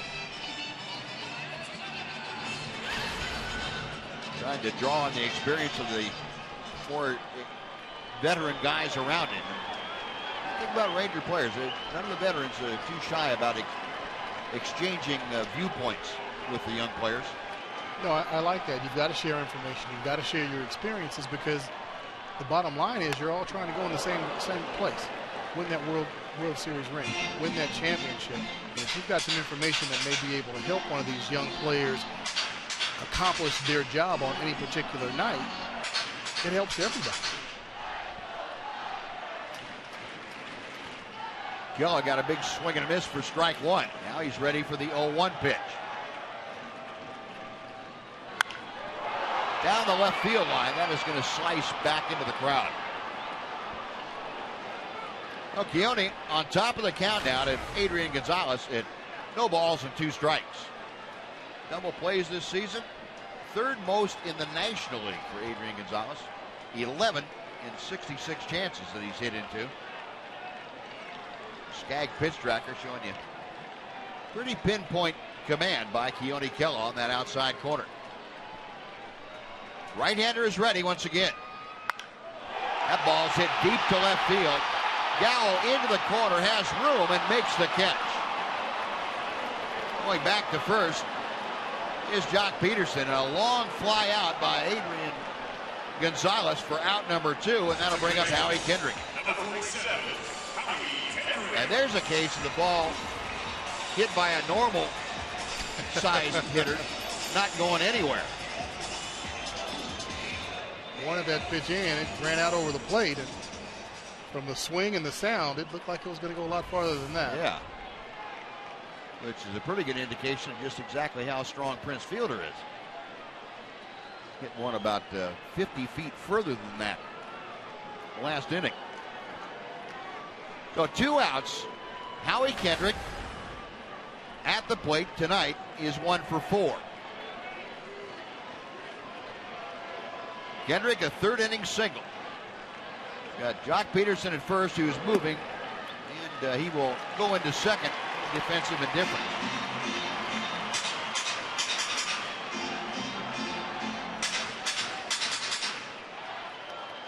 Well, his run doesn't mean much, and that's where the home run by Prince Fielder really makes a difference in this ball game. Tying run is at home plate. And Kendrick a swing and a miss on the 97-mile-an-hour heat.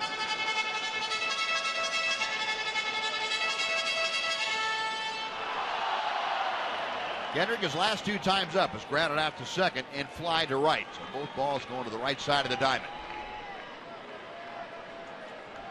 Gallo okays the sign, a check of second.